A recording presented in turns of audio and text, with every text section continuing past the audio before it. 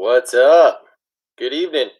It is 10 till 9 o'clock here Mountain Time. I am a few minutes late. Apologize for that if you've been waiting. Looks like one person's already in here. Hope you're doing well tonight. I'm going to hop on Instagram real quick. Get this going. Not going to hang out nearly as long as I did last night. So if you were hanging out last night, got a little bit lucky. We had fun. I was on for almost 2.5 hours. So anyway, hope you guys are well. Leave a comment. How are you guys doing tonight?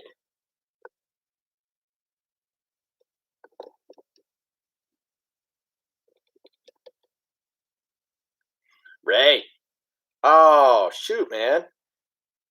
Still on that flu game, huh? Sorry to hear that. Not doing so hot.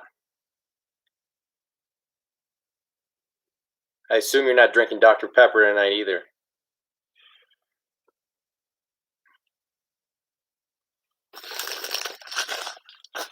Anyway, I'm going to give people just a minute. Jesse, hey ya. Matt, Will, what's up, guys? Justin, Boomer, Tyler, great name. How are you guys doing tonight?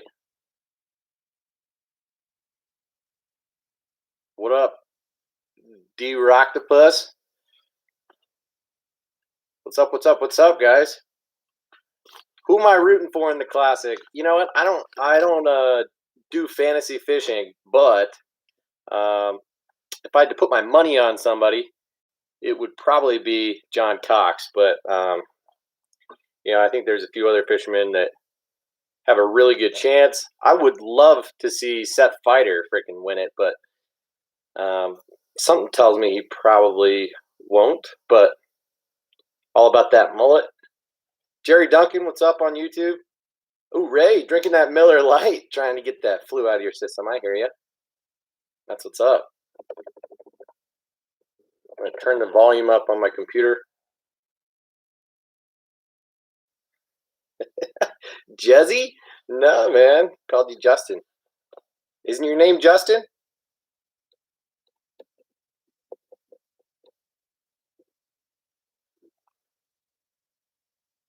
Matt, what's your choice? Riley, what's going on? How are you doing tonight? You ordered some of those Z-Man soft plastics. What is up? No problem. Of course, I'm always willing to give advice. And appreciate you sending me that DM. I haven't quite picked out the baits that I'm going to send you, but I am going to send you a couple chatterbaits, that is for sure. Just thinking about whether to send a couple different colors or a few different models. We will see. Still can't believe you haven't thrown a single Z-Man product before. That's crazy. D-Roctopus. Yo.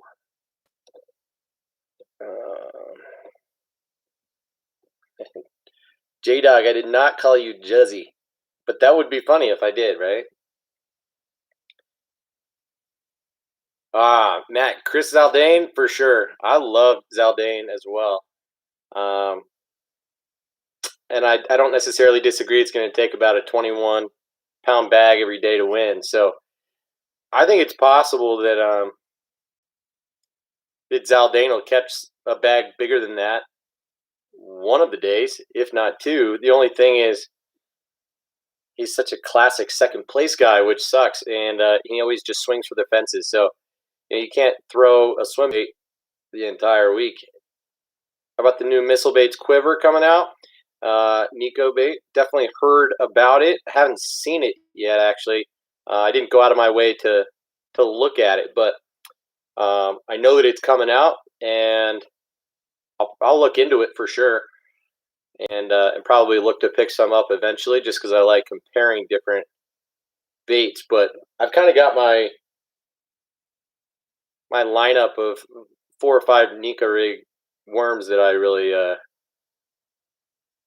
prefer at the moment. So I'm not necessarily in search of another one, and we'll have to see what the action is, how well it stands up. No worries, Riley.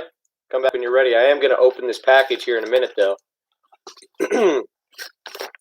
Got Got another package. This one from Discount Tackle. This is not my monthly package that I get from them, but rather just an impulse buy, if you will, that I grabbed once I got an email from them.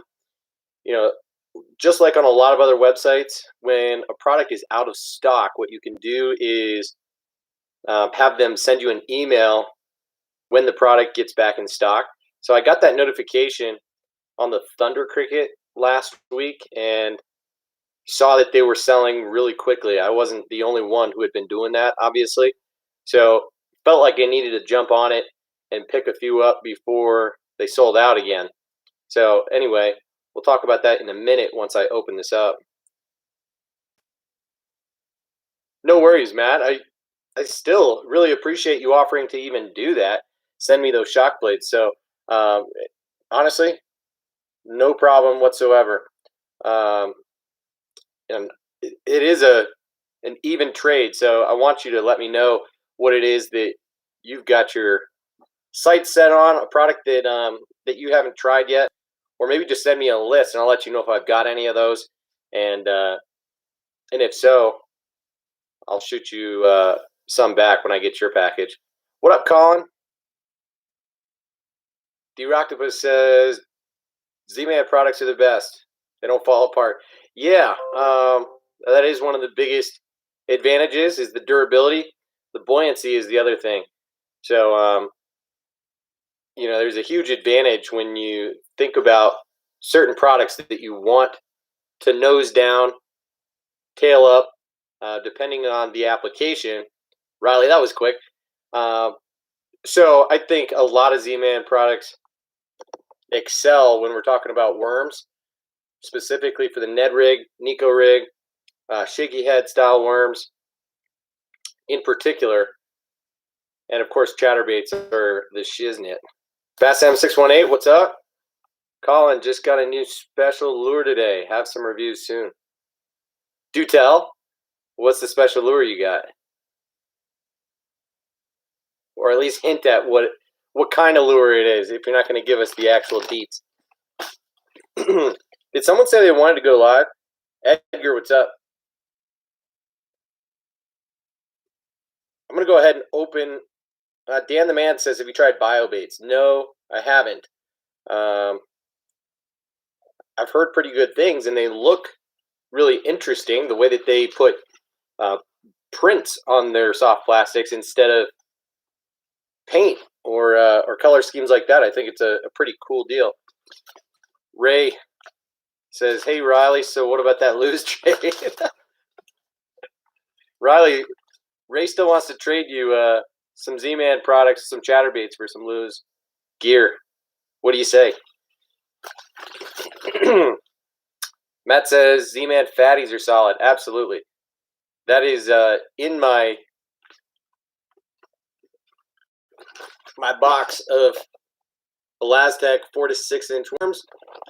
Got the big TRDs, the fatties, finesse worms, and the fatties, and the bang sticks. Bang, bang. So this is kind of my go-to Z-Man Nico rig kit. All 4 of these do awesome on a Nico rig or a shaky head without being real oversized. I do like the mag fatties as well, especially for a shaky head bait. Mag fatties is wicked. Just built a little bit differently. Doesn't have the slot in the back. Will Perriman, they're also biodegradable. Elastec products or BioBaits? Pretty sure Elastec is not, but BioBaits are, which is definitely a pro. So BioBaits is something that I ought to try at some point, but just haven't gotten around to it. And I think the main thing that they sell a lot of is like their fluke, right? Millen04, what's a good bait caster for people new to bait casters? Well, that depends on what your budget is, dude. Tell me that first, because I would be inclined to steer you toward a loose, LFS, kind of a low-profile baitcaster that's relatively cheap to get into. So if you've only got $100, $120 to spend, something like that, that's definitely one of your best bets. But totally depends on how much money you're willing to spend. So you'd go way up from there. And if you're looking for durability, I might steer you towards something else. Anyway, Coop, what's your favorite pond to hit in the Denver metro area? Good question. Remind me where you said you live in the Denver area, Coop. Are you on the north side? Because honestly, I fish on the south side a whole lot more. I love those ponds just south of Chatfield Reservoir. Bass M618, the only bad thing about Z-Man is they melt. Yeah, if you're irresponsible about the way that you're storing them, or you're just leaving them out in the sun.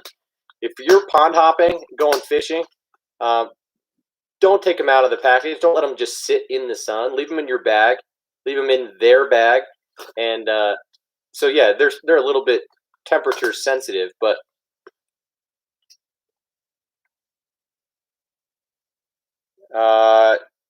was it you, D-Roctopus? Who was asking about the baitcasters? No, it was Millen. Millen, what's your budget, dude? Will Perriman says get that Shimano SLX DC. Yeah, I mean, Will, you said get the best baitcaster you can afford. It won't take long to learn. That's a true fact. But honestly, I would not steer people in the direction of, like I started with a PC Fun Torrent, right?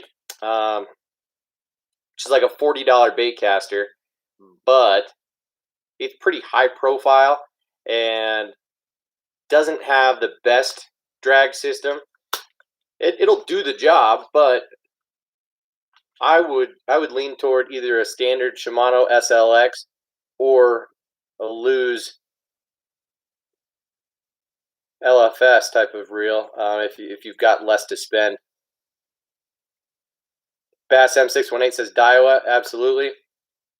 Tatula is tough to beat, but is a little bit pricier. So that's what I'm saying. If you want more durability, something that's going to last a long, long time, I'd go Daiwa probably. Or you could, Shimano Corrado, a little bit tough to beat as well. Coop says, you border on Parker. What? Dude, I live in Parker. So DTC technically. Interesting. All right, we should definitely go fishing soon, man. With this warm weather, it looks like we might be able to go fishing sooner than later. So hit me up in my DMs after I get off live and let me know where you like to fish. We'll go from there. There are a couple not too far from DTC, like that one in the Preserve, if you know that neighborhood, in between Orchard and Bellevue off of Holly. It's a good little open space. Nice pond there that I like to fish on my lunch break. Fair amount. Ethan, no, I haven't fished Michigan. I'd love to sometime, though. Fish some Great Lakes, big smallies. Matt wants me to open up the package. All right, I'm going to get to it. What's in the package, says Jesse. All right. Justin is asking, does the bottom of a lake or pond affect the bass? Like what's at the bottom? Wait. Does the bottom of a lake or a pond affect the bass? Like what the bottom is? Example, sand, rock, or mud. Yes. We'll talk about that in a little bit. Jesse, can you do a live unboxing? That's what I'm here to do. Aunt Pam, are you still in here? Yes, you are. How are you doing tonight? D-Roctopus SLX is great to learn. Will Perriman, Tatula is not for beginners. No, but I'm not necessarily going to steer people in the direction of a DC reel just because you're a beginner. you know, like you said, you do have to kind of learn how a bait caster works, and it's not that complicated. You know, you're going to blow up a reel a couple times before really getting the hang of it, but that's how it goes. All right, I can't keep up with these comments. Bass M, the bass are about to spawn for you. Dang, gee, that is that's quick, but cool. And Pam, thanks for watching. You're a beginner fisherman. Well, right on. You want to learn a little bit? I'll take you out sometime, Aunt Pam. Grandma Pat wants to go out too, so I'd love to take you ladies out. All right, on YouTube. Sorry I'm not keeping up with these comments. Chris Wynn is saying, does KFC work better than swim baits? I would think so. You throw some fried chicken in the lake, those bass are going to be all over it. Ray says, loose speed spool LFS on low end, tournament on middle ground. Yep, it's about right. All right, guys, let's get into this package. Like I said, this was a little bit of an impulse buy from Discount Tackle. There are not a ton of things in here, but what motivated the purchase were a couple of things. Two in particular, okay? First, like I mentioned, when Riley was going to the bathroom or doing whatever she was doing, was that Discount Tackle has a notification system. So if products that you're interested in are out of stock, what you can do is click the button next to it that says notify me when this product is back in stock. And that is what I did for the Strike King Thunder Cricket. So Discount Tackle, you can get the Thunder Cricket for less than $10. When they debuted last year at the Bassmaster Classic, exactly 1 year ago, they were supposed to retail at $10.99. Within a month, when they finally became available to the public, retail price jumped up to $13.99, and I believe that's what they are pretty much everywhere. Van Dam Warehouse was the only other website that I knew of where you could get them a little bit cheaper. So I had a chat with my guys over at Discount Tackle about a month ago, and they got all of their stuff together in pricing Strike King products properly. So the Thunder Cricket retails at $13.99, but after 30% off is something like $9.79. That's exactly what it is. So I picked up 3 of the Thunder Crickets this go around. Last year I picked up 2 of them, and I lost one pretty soon after trying it out. Only caught like 2 fish on it before I lost it to a snag. So got one in the blue craw color. I'll open that up for you just because blue craw is an underrated color by Strike King, and I absolutely love the blue craw Rage Menace and Structure Bug. So let me see if you can actually see the color here.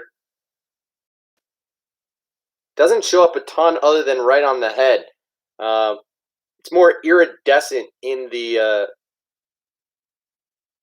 skirt itself. A little bit tough to see. And the skirt is all hung up in the bait keeper here.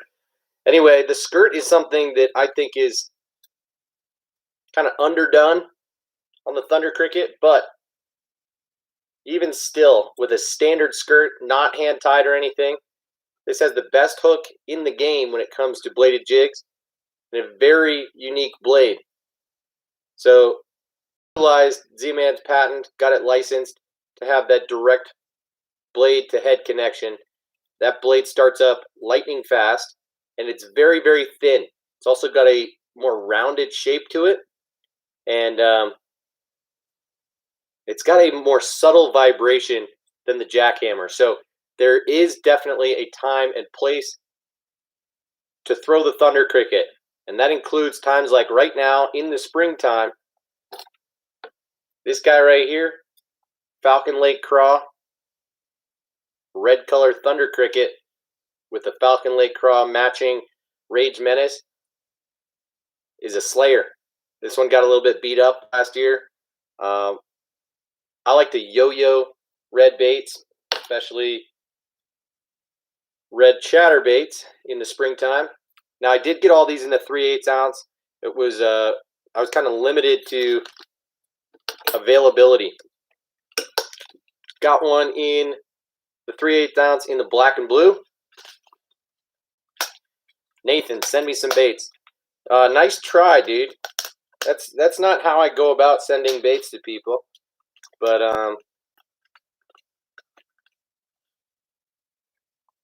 sorry about it, man. Black and blue, just like you would think, has more of a straight black blade compared to the green pumpkin blade on that blue Craw.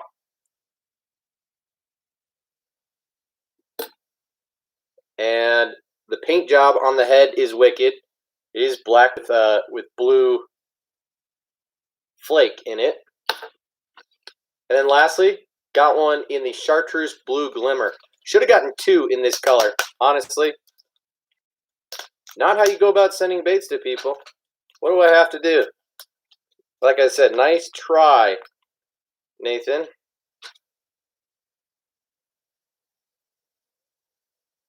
If you'll pay attention, people like Ray and Riley over on YouTube, Will Perriman here on Instagram and YouTube, they do it the right way. They're not asking me for baits. They're actually just engaging with my channel, with my content, asking good questions, being good friends, and it happens naturally the way that I get the idea to send them baits. So anyway, that's how you do it. It's not about you initiating. It's about me getting the idea and doing it for you. So Chartreuse Glimmer Pearl. This has a lot whiter of a blade than I thought, but I actually really like that. The blade is painted white, as is the head, and there is kind of a sparkle, not as blue as I thought it would be, and maybe it's just as light. So this is more of a chartreuse and white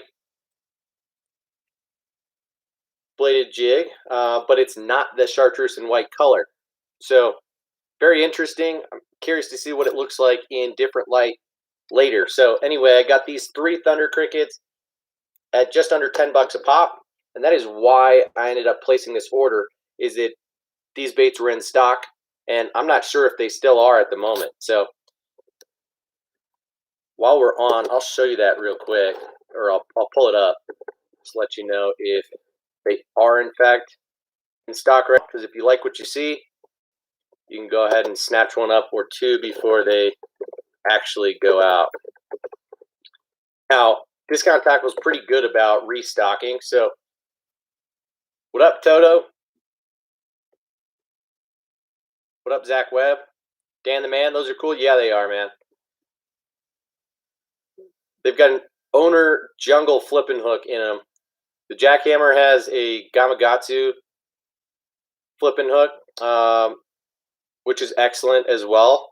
But the owner jungle with Zowire technology, and it is arguably the best on the market. So anyway, there is one of this Chartreuse Glimmer, Chartreuse Blue Glimmer is what they call it. One of them left in stock in the 3/8 ounce. Otherwise, they've got some in the 3/4 ounce. The Blue Craw is still totally in stock in the 3/8 ounce. The black and blue is out of stock now, other than the 5/8 ounce. So it's getting to be slim pickings. A lot of 5/8, a lot of 3/4 ounce stuff. Otherwise, the 3/8 are pretty much all sold out at this point. And a lot of the 1/2 ounce ones. So something you got to keep your eye on. If you are interested in those types of products, hop on. If they don't have the size and color that you're interested in, hit that notify me button next to out of stock. And that'll allow you to plug in your email address, and you will get an email on the day that they get it back in stock. Maddie, hopping over here on YouTube. What's your main trailer that you use? Depends on the bait, but I would say the main trailer I use is the Strike King Rage Menace. Just the most versatile all around, right? You can switch up the orientation. It's got the most slim profile. It is what I use the most frequently. But I use the Zako probably second most. And again, I like to switch it up. So last year was a lot of experimenting. And if you haven't seen my YouTube video, Top 10 Chatterbait Trailers from last year, that one's gotten a lot of views, and I still stand by most of those selections. So I like to throw straight tail trailers a lot. I'll throw a fluke every now and again. A lot of times I'll take a Kitech or a Rage Swimmer and just chop the tail off. That does the trick just as well. Instead of flipping it upside down, which I know you can do. But I like the Diesel Minnows in the 4-inch a lot if I am throwing a paddle tail. A couple other paddle tails that do work that I don't use quite as frequently on the back of a chatterbait are the Yamamoto Swim Senko, and the Kitech Easy Shiner. Those are good ones too. But like I said, the Rage Menace grub is probably my favorite. I do also like to throw certain Craw profiles like the Zoom Ultra Vibe Speed Craw. Really like that one. Depends on how much action you want out of the bait and what you're trying to imitate, right? How high in the water column you want that bait to run. Riley says, so is 3/8 ounce the best weight for a chatterbait? In my opinion, yes. Some are made in a 1/4 ounce, but that is not a typical size. A lot of guys prefer a 1/2 ounce just because the chatterbait does have a tendency to want to rise up in the water. If you're burning it a little bit too fast, it is going to come to the surface. So over time, different chatterbaits have been put out, are better at staying down than others. Matt from High Ground Fishing over here on YouTube would suggest that the Picasso shock blade does a little bit better job of staying down. The newer Z-Man and Freedom CFL chatterbait was made to stay down in the water column. So yes, in general, if you're fishing shallow water, say 10 feet or less, 3/8 ounce is going to be your best bet. But again, it depends on how you're working the bait.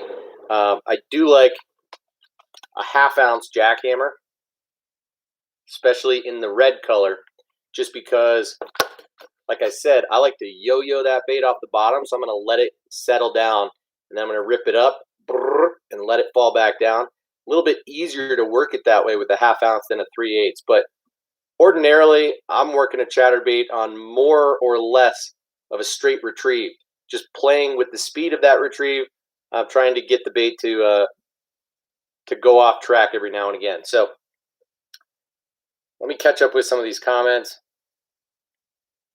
because I know I'm way behind. Will, just placed another order at Discount Tackle. Right on, dude. Hard not to keep placing orders there, right? Nathan's asking, favorite bed fishing bait? We talked about that last night a little bit.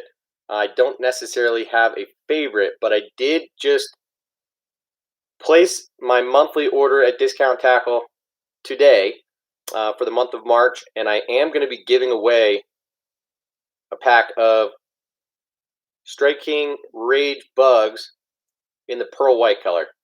That right there is an excellent option on a bed. So we were talking about this last night and rigging it not like a Texas rig, but rather with an exposed hook on a jig head.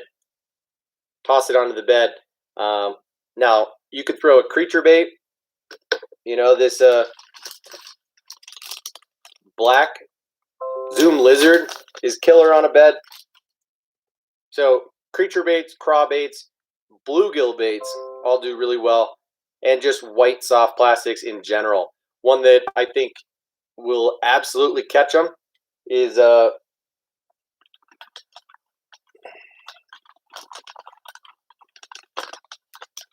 guy right here. New last year, Z-Man TRD ticklers. This in the pearl color. Okay. Throw that on a Ned rig head. It's got that hook exposed. And it's going to be hard for them to not take the whole bait in their mouth. As we talked about last night, that's the thing is, throwing a 6-inch lizard just ups the chances for fish to grab the bait and take it off the bed without actually getting the hook. So, something you want to keep in mind. Anyway, Nathan's asking, have you ever reviewed Guggen baits? I haven't reviewed them, but we can talk about them. There are a few that I throw. Bandito bug is definitely my favorite. Do have the rattling Ned. I've got the what's their shaky head worm? What's it called here? What's this one called? Slim Shake? Something like that. Anyway, I like their soft plastics. Not as much of a fan of their hard baits, just because I'm not trying to be dramatic, but they are pretty much just knockoffs. They didn't do a lot to design those baits, and they're very clearly made overseas. The paint jobs are mediocre. So I know there was some beef between 6 Cents and Guggen recently, but I would go the route of 6 Cents every day if given the choice between 6 Cents and Guggen baits. Just my opinion. Will says, Mikey Balls and Jacob Wall just did a YouTube video on trailer hacks and tricks for chatterbaits. Yep, big thing was just cutting the tail off of a paddle tail, right? And that's no secret, right? I mean, Matt and Tim from Tactical Bassin put out that secret a couple of years ago, in addition to flipping it upside down. So, absolutely a good idea there, but that was a good video, and I like Mikey Balls quite a bit. Jesse says, subscribe to my YouTube. Well, what's your YouTube channel called, man? I don't usually do like a sub for sub, but I'll shout you out right now. There's 16 people watching. Dan the Man, you fishing from a boat or from the shore? I'm a bank angler, like 90+% of the time. Juan, any tips for bank fishing? Lots. That'll be for another conversation for sure. Rus, wish I could speak French, but I can't. Sorry about it. Thanks for the thumbs up, though. Mamat, what up? Juan, you feel the same way about Guggen baits? Yeah, I hear you. All right, I'm caught up on Instagram. YouTube. Chatterbaits. All right, Jerry. Wonder how good that would be around wood. You know, the jackhammer's not real good around wood. Yeah, I talked about that before too. Bladed jigs, chatterbaits don't tend to excel around wood. So that's why I highly recommend this bait right here. Z-Man Weedless Project Z. Has a little bit longer of a shank on it. This hook is a little bit longer than your average chatterbait. It's a Mustad Ultra Point. It has a different head design, so the blade is not actually making contact with the head, so the sound in the water is a little bit different, but the weed guard is the main difference, okay? Makes a huge difference and gives you a lot of confidence that you're not going to lose that bait if and when throwing it around wood. A lot of people would say just don't throw a chatterbait around wood, but if you're a bank fisherman, if you're a pond fisherman, oftentimes wood and grass is pretty much all you're working with, and wood, laydowns, trees, brush piles, those are going to be high percentage areas for sure. So, Johnny T, you know I'm ready to shred. One of my boys who's going to be up in the mountains with me this weekend just jumped in. Super ready to shred. My legs are feeling fresh, dude. I will say my back and my hips are feeling a little funky, but ain't going to stop me. Question is, are you ready to shred? Your legs are going to be dead after Saturday, bro. Ryan, what up, dude? JMCDZ, Mini Strike King 1/4 ounce with a ripped lips plastics craw. Don't know what you mean on that, but cool. 1/4 ounce, what, jig? I assume you're not talking about a bladed jig or a chatterbait, but John, born ready. Heck yeah. Going to Blue Sky Basin, aren't we? You know it. I hope we get some powder this weekend. Ray says, don't forget to hit that. Oh, the thumbs up. Yeah, man, there's 5 people in here on YouTube. 4 thumbs up right now. If you haven't already hit that for me, do me that solid. Hit the thumbs up. We're 35 minutes in. I'm going to move it along so we can talk about the other 5 products that are in this package that I ordered, okay? Nathan asks, you going to get a boat? Someday. My wife doesn't really want me to have a boat. Our 3rd garage is being occupied by my 1967 Chevy Camaro. And it's a family car. It was my mom's brother's car for years and years, and I probably am not going to get rid of that car. So the idea of putting that or a new boat or used boat in a garage, in a storage unit elsewhere is just probably not going to happen. John, see you tomorrow. Looking forward to it. 24 hours, we're going to be on the road. Probably going to be a little bit high, if I'm telling the truth. All right. Nathan, traded in for a boat. Yeah, not going to do that. Like I said, family car. It's probably worth about the same, but no, too much sentimental value passed down through family, and it's gorgeous too. Show you guys a picture sometime. Like a sunny yellow. I actually named it Sunny. Anyway, next item on the list is another pack of the Yum Ned Craws. Okay, I opened these recently. In fact, here's the package that I got in last month's unboxing for Discount Tackle. And this bait is wicked. I haven't thrown it personally, but Matt Allen did show us in a recent Tactical Bassin video what it looks like underwater. And let me show you just how realistic this profile is. I mean, literally from the tail to every one of the legs, the pinchers, and the antenna. This is a micro-sized craw bait, and it's made really well. Classic Yum smell, but comes in an 8-pack, and they're cheap AF. So these are like $2.39 on Discount Tackle, and so originally I got this 1 pack in the dark brown, red-brown color. Decided to get one last week when I placed this order in the PB Jam color. And I did just order one more color, like I think it's called Soft Green Pumpkin, in my monthly order that'll be here next week. So that was it for soft plastics. And then I got 4 lipless crankbaits here. Will Perriman, I've got those Yum Craws in several colors. Yeah, really looking forward to throwing them. I think it's just going to present the bait a little bit differently and be that much more realistic than, say, the TRD Craws or TRD Bugs.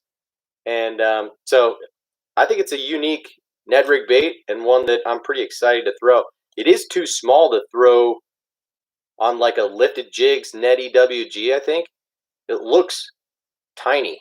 Yeah, so I haven't tried rigging it that way, but I will. Will says it's one of his most successful Ned baits, and that is tight. Ray says, thinking of going aluminum and selling his glass bay boat. Not a bad idea. Since you're not in Florida anymore, makes 0 sense up there, especially for chasing bass. Yeah, aluminum will let you get into sketchier places too. Alumacraft makes some really good boats, I know that both Gene Jensen from Fluke Master and Alex Rudd from Alex Rudd Fishing are both in aluminum boats and speak very highly of them. Ryan says, do you put it on a Ned head? Yes. Definitely going to put those Yum Craws on a Ned head. But Will, do you? He says, green pumpkin orange. Are you throwing them on a finesse shrooms jig head or what? So, like I said, got 2 Spro Aruku shads. Okay, these are different sizes, obviously different colors. First is the 65 size. This is their smaller size. However, it is still a ½ ounce bait. Like all Spro hard baits, these do come with Gamakatsu round bend treble hook stock. And, you know, I usually like to throw an EWG style treble hook, but I doubt that I'm going to switch these out. If I do, I'll trade them onto like a jerk bait and then put some Mustad triple grips on these. Anyway, JMCDZ, this is crazy hearing about all this.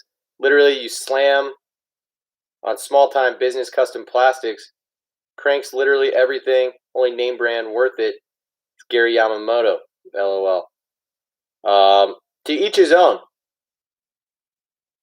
Honestly, I prefer big name brands at this point in time, especially while I'm still learning and trying to educate people. I have a lot more trust in name brands than in mom and pop, you know, local places, especially when it comes to soft plastics.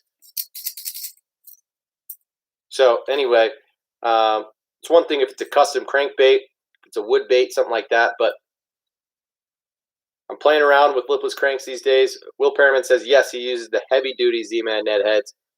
I assume you're talking about the Ned locks.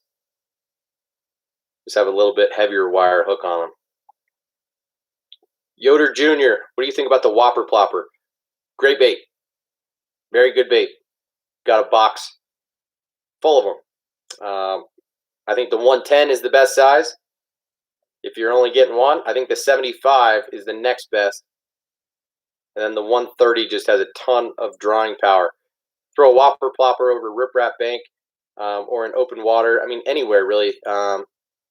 First thing in the morning, you're going to get bit.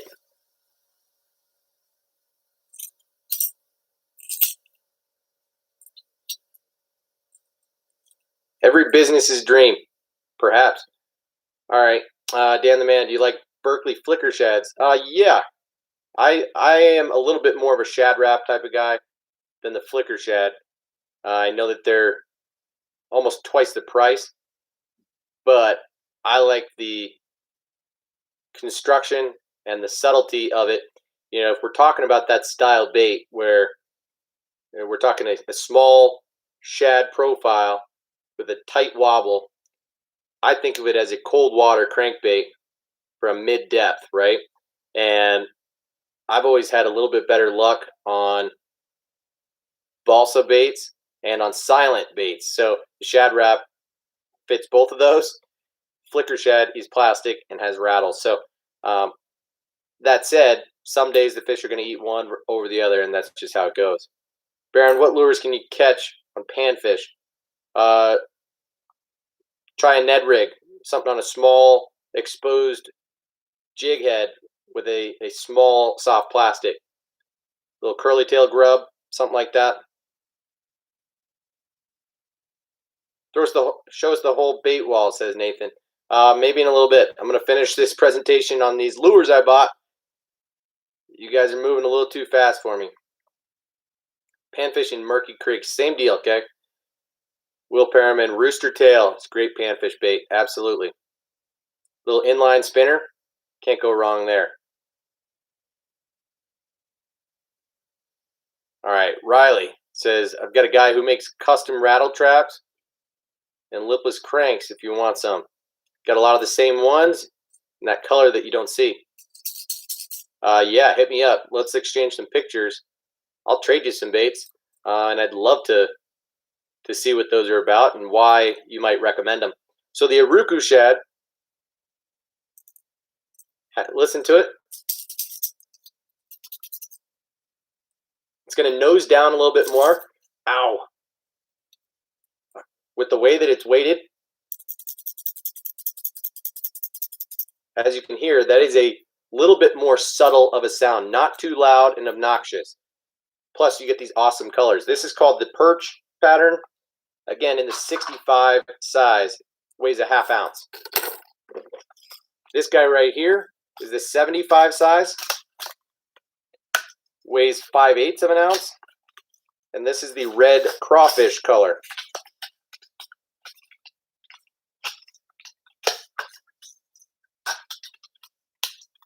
Yo! Telling you, these hooks are freaking sharp. So look at the size difference in these baits.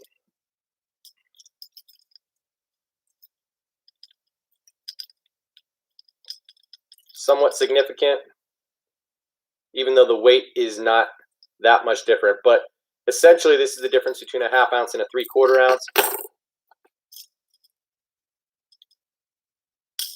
Got the heavier, bigger one in a red color. Look at this.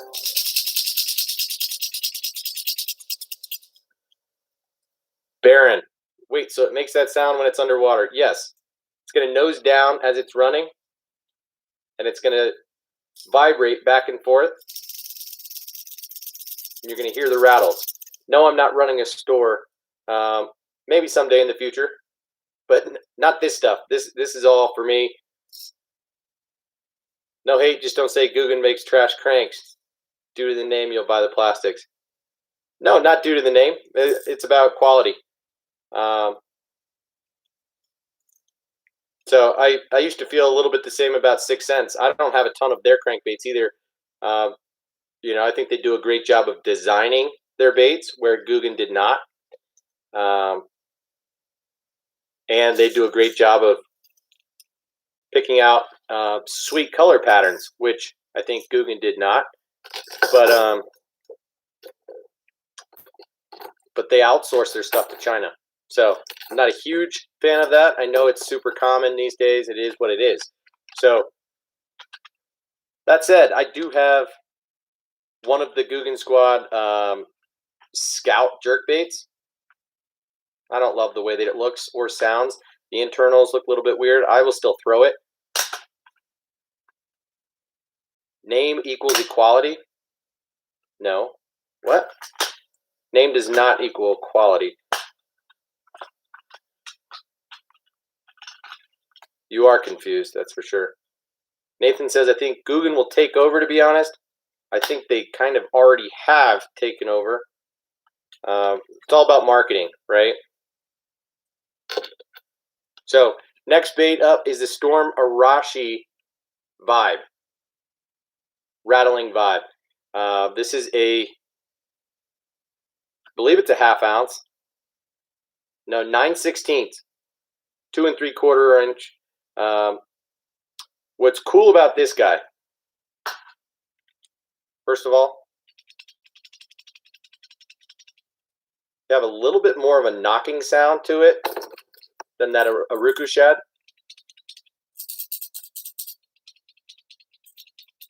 Very different, right?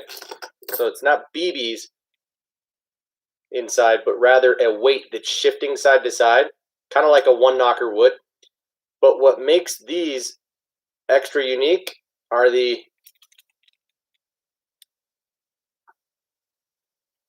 wait, what? I could have sworn it said it had rotating hook hangers. Ugh. And if that's not true, I'm going to freak out. Rotated hook hangers? I need to look into that. I thought I misread this. I thought it was saying that the hooks will actually rotate. The hook hangers rotate like you get on the Arashi glide bait. So that is partially why I bought this bait. otherwise, it to me is just another lipless crank.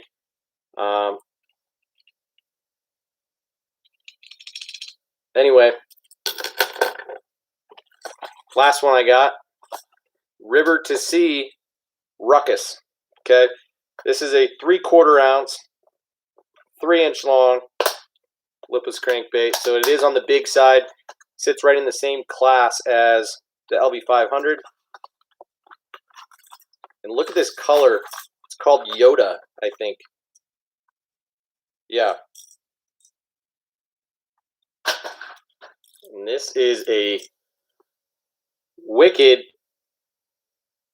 transparent, brownish, greenish, reddish type of crawfish pattern. And that is cool. It's got these white stripes on top. Again, it's transparent, so you can see the internals. Wow.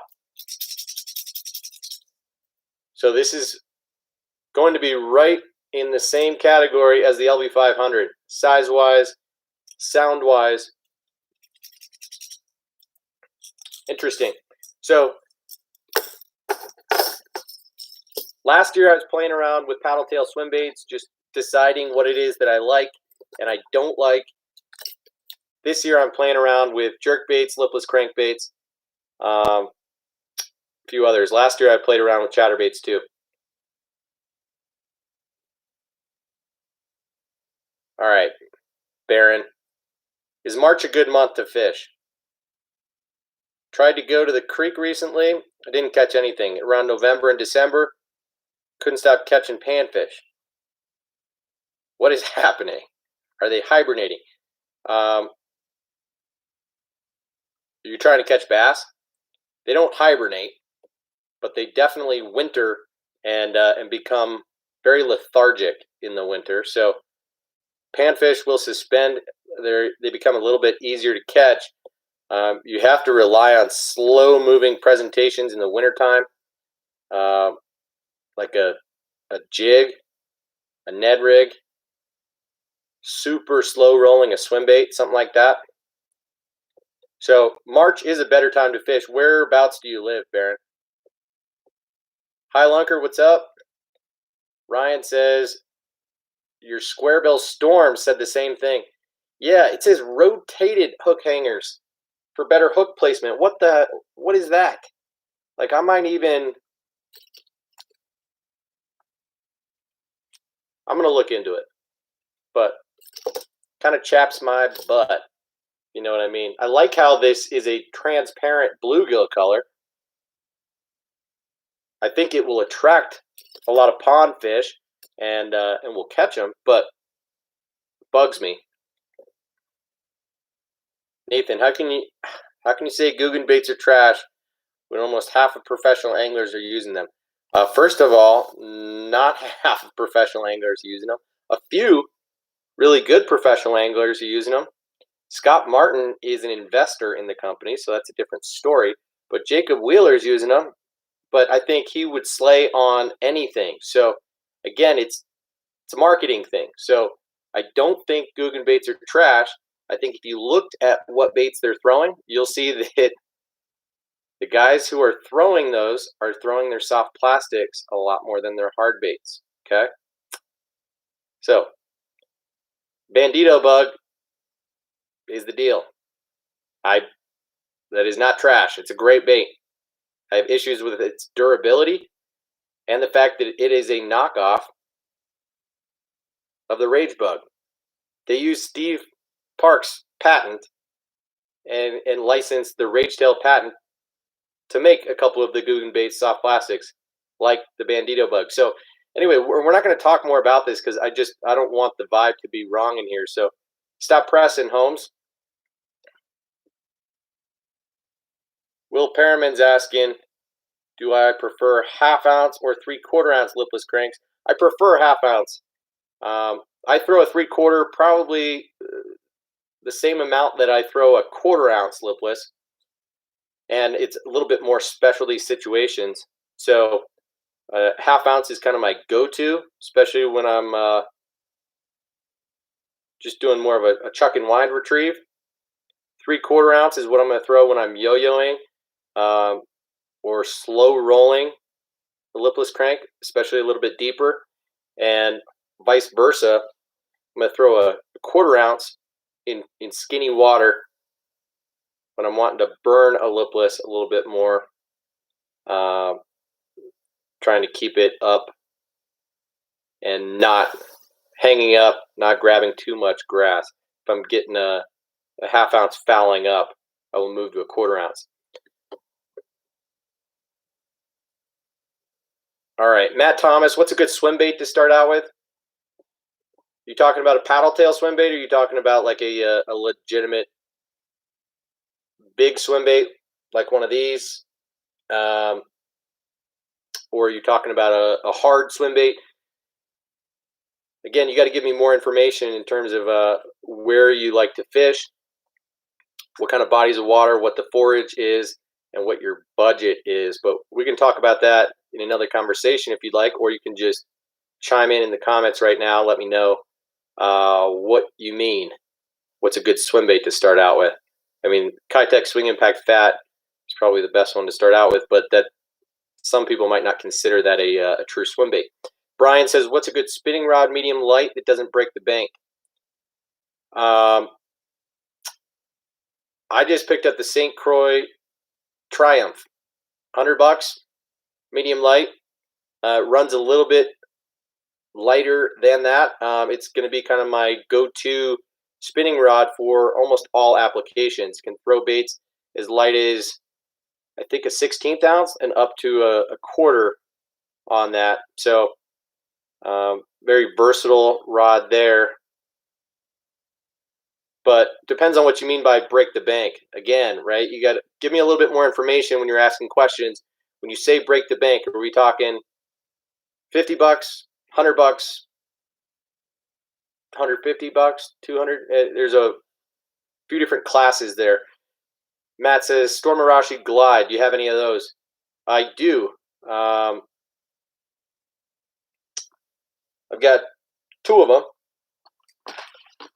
And it's going to be probably my go-to glide bait this year. It's the reason that I bought 100's okay. Yeah, look into St. Croix. I also like some of the Lew's rods, but it depends on what you're getting. So, Storm Arashi Glide weighs a little bit over 3 ounces. Not necessarily a bait you can throw on a flipping stick.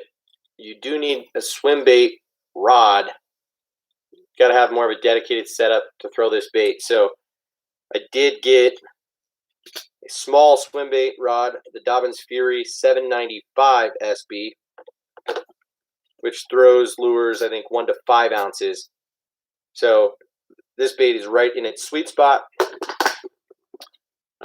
As you can see here in this sweet lure lock box, got the Arashi glides, the Savage Gear Shine Glider, got the River to Sea S-Waver 168s, and then it's the new Prop Duster. And these aren't glide baits, but in terms of affordable swim baits, Spro BBZ1 6-inch, very good bait. Baron,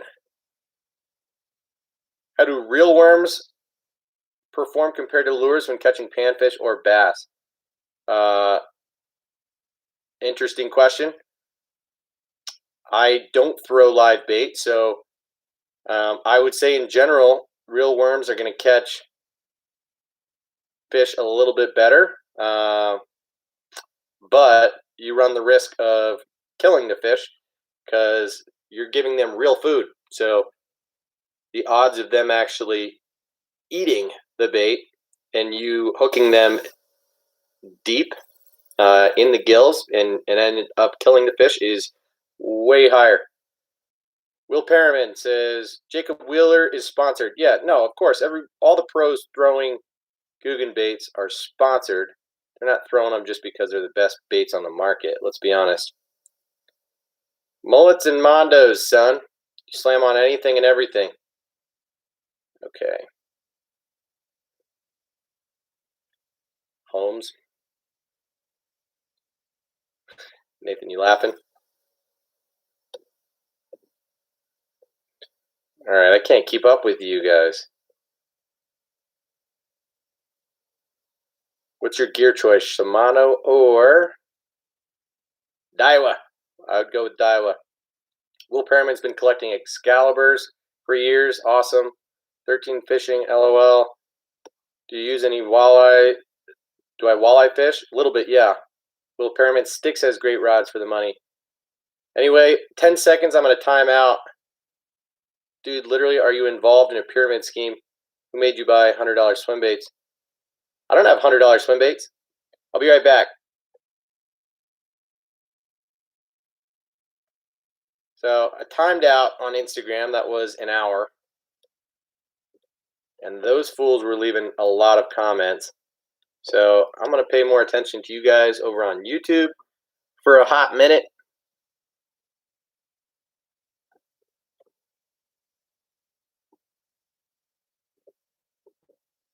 All right, Riley. Yeah, man, got some of those. That's going to be juice. One of them caught your PB on. What bait are you talking about?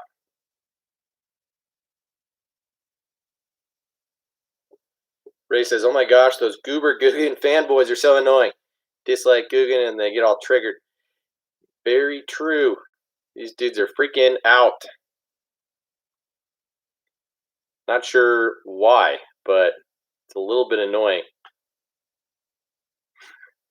Riley, please don't grow up to be one of those kids.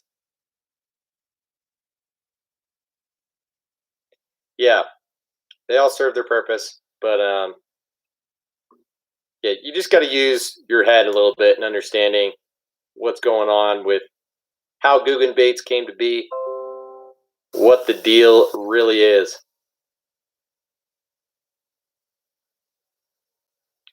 Will Perriman just left a comment on my Instagram about this bait right here. I posted a picture today of this guy. This is the Optimum Baby Boom Boom. You guys know about this bait? What's up, Aya? What's up, Jesse? Optimum Baby Boom Boom is a sweet, downsized version of the original Boom Boom swim bait. Probably not going to go all the way on the full rant about the history of this bait. Aya says, what time is it? Is that what you're asking?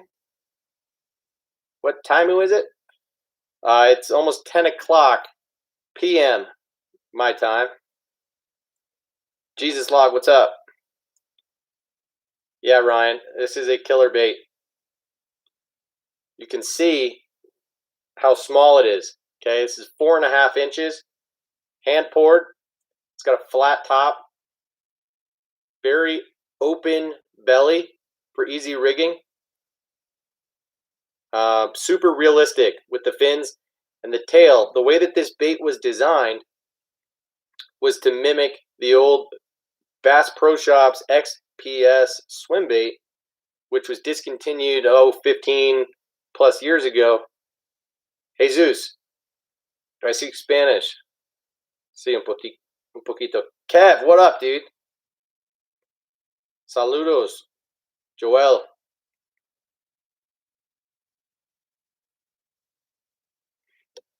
K Squy back in the house 2 nights in a row.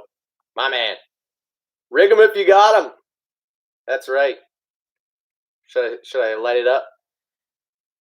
No, tie it up, throw it, fish it, catch some fatties on it. Anyway, Optimum Baby Boom Boom, the original 6-inch Boom Boom was designed. Kev, I'll be smoking some ganja tomorrow. We're catching up on the phone tomorrow, right?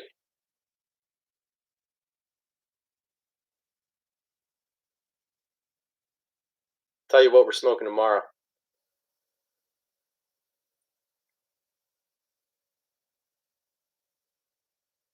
All right. So the Boom Boom swim bait, 6-inch, was designed after the original XPS swim bait from Bass Pro Shops.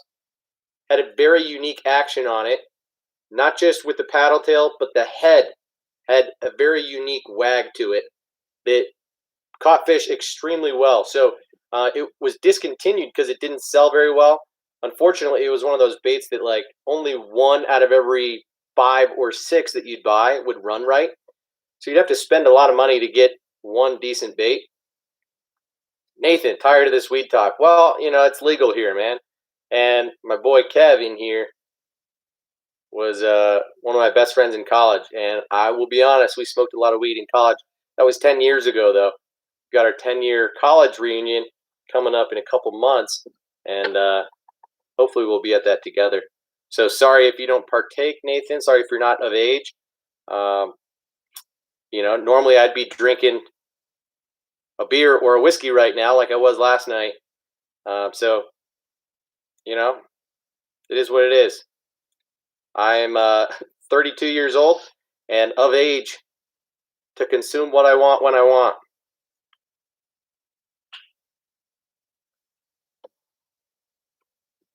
So anyway, Baby Boom Boom swim bait is wicked.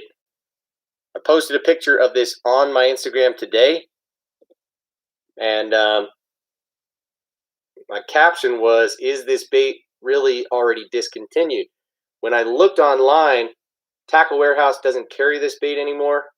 And I looked elsewhere and couldn't find it. I hopped on Optimum's website and couldn't find it right away. So I freaked out and could have sworn it was discontinued. I did find some at a website that I used to buy a lot of tackle from last year. And there are a few colors still in stock, but I contacted Optimum on Instagram tonight before this stream, and they did tell me that that they are still making these baits. So I'm not sure why they're out of stock everywhere, but I am going to get to the bottom of that. This bait right here is wicked. I'd say it outperforms the Kitech Swing Impact Fat 4.8-inch most of the time. It's just a little bit more realistic, more subtle action to it, and it's got a head wag to it that is pretty unique. Kev, back to the Killer Bass Pro background. Yeah, dude. I will keep to the program. Nathan, number of rods. What does that mean? What's your question? All jokes aside, keep on keeping it on. Appreciate that.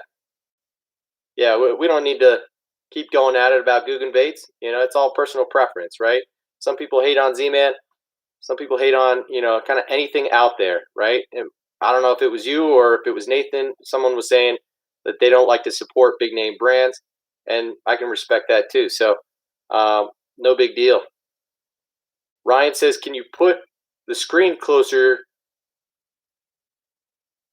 Can you put closer to the screen going to screenshot of the pack? What you talking about, Willis? The Baby Boom Boom? Here's what it looks like. Optimum Baits, Baby Boom Boom. Or I guess it just says Baby Boom, weedless swim bait. Okay. This color here is called the light rainbow. As you see, panicked action. Not sure if that's what you wanted to see up close or not, but if you've got more questions, feel free to send me a question in the DMs on Instagram or YouTube. Nathan, how many rods do you have? Oh, rods that will be in my rotation this year. Got about 8 or 9 bait casting rods and 3 spinning, 1 fly fishing. Will Perriman, you're back. We were just talking about the Baby Boom Boom, dude. I know you just sent me a message. Haven't had a chance to check it because I've been streaming. I timed out at an hour, so I hopped back on here. But I did send a DM to Optimum after Chris from Indie Fishing left a comment on my page saying that he thinks they're still in production. You know, he works with that conglomerate of companies. I know he works with Optimum and IMA and some of those. So he said he thought they were still producing these, and Optimum replied pretty quickly to me saying, yes, they are still producing.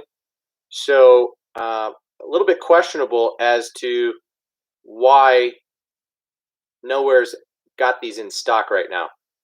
You can find the standard size in stock at a lot of places, but the little guy is not. Ray, I'm coming back, dude. I'm sorry. Yeah, I'm streaming on both platforms right now. So when I'm looking down here, that means I'm looking at the comments on Instagram. Nate, what's up, dude? Will, it's for later to read. It's a great looking bait. It is, man. You know, while I was freaking out, I hopped on Tackle Supply Depot and found a few of these and a few of the regular size boom booms on blowout deals. So wicked cheap. Shouldn't have said that right now. I'm not going to repeat it for you guys to go snatch them all up because I'm considering buying a bunch. But yeah, it's wicked.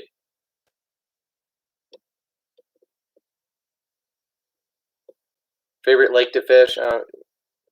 Pass. Make a mild. What you talking about? Make a mold. Yeah, that would be an idea for sure. I've considered making a mold of certain baits before. Last Chance Tackle. Do they do that for you? Kev, I'm on YouTube right now. In addition to Instagram. All right, Ray, I'm sorry for neglecting you guys on YouTube. Matt Thomas wants to know how much the S-Waver is. S-Waver costs about $20 a pop. Very affordable glide bait for the 168 size. The 200 is like $45, so the price jumps way up. And yes, I live in Colorado. Ray, about time we got some love, Tyler. My bad, dude. I'm like 5 minutes late to these comments. You're so right. You guys deserve the love. Screw the Instagram homies. We are actually recording a video that is going to stay up on YouTube, and I was disrespecting you guys, so my bad. I can see these comments. Yeah, Will, you're not going to find the light trout color. Maybe the regular boom boom for sure, but the baby boom boom I can't find anywhere. Kev, chatterbait, my man. Nate, last chance is a racket shot and helmet. I'm not sure what that means.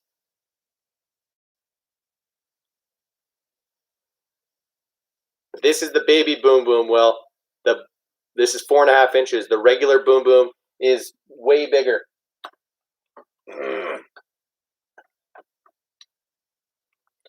The regular boom boom weighs like 3 ounces. Look at the size difference of these two baits, guys. The boom boom was the one that was designed to have that same action as the Bass Pro Shops XPS swim bait. The baby boom boom is just a downsized version of the same bait, but you can throw it on any tackle. This thing weighs like 1 ounce at most. So anyway, a little bit of a rant there. Again, I'm not supposed to be paying attention to you guys on Instagram. It's called light trout.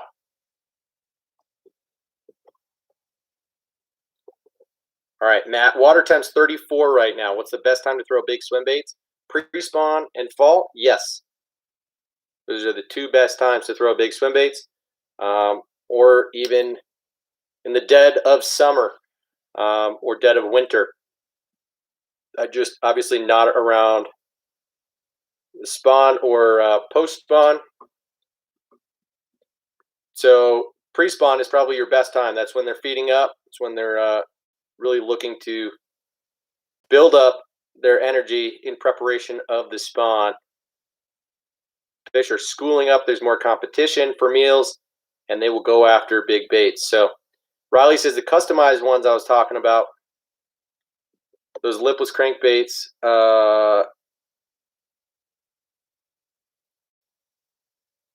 Oh, you caught your PB on one of those custom lipless? Well, definitely get in touch with me and let's talk about those after. Brian needs to start ordering baits 2 at a time. You hate losing baits and not having it to throw. Isn't that the truth, man?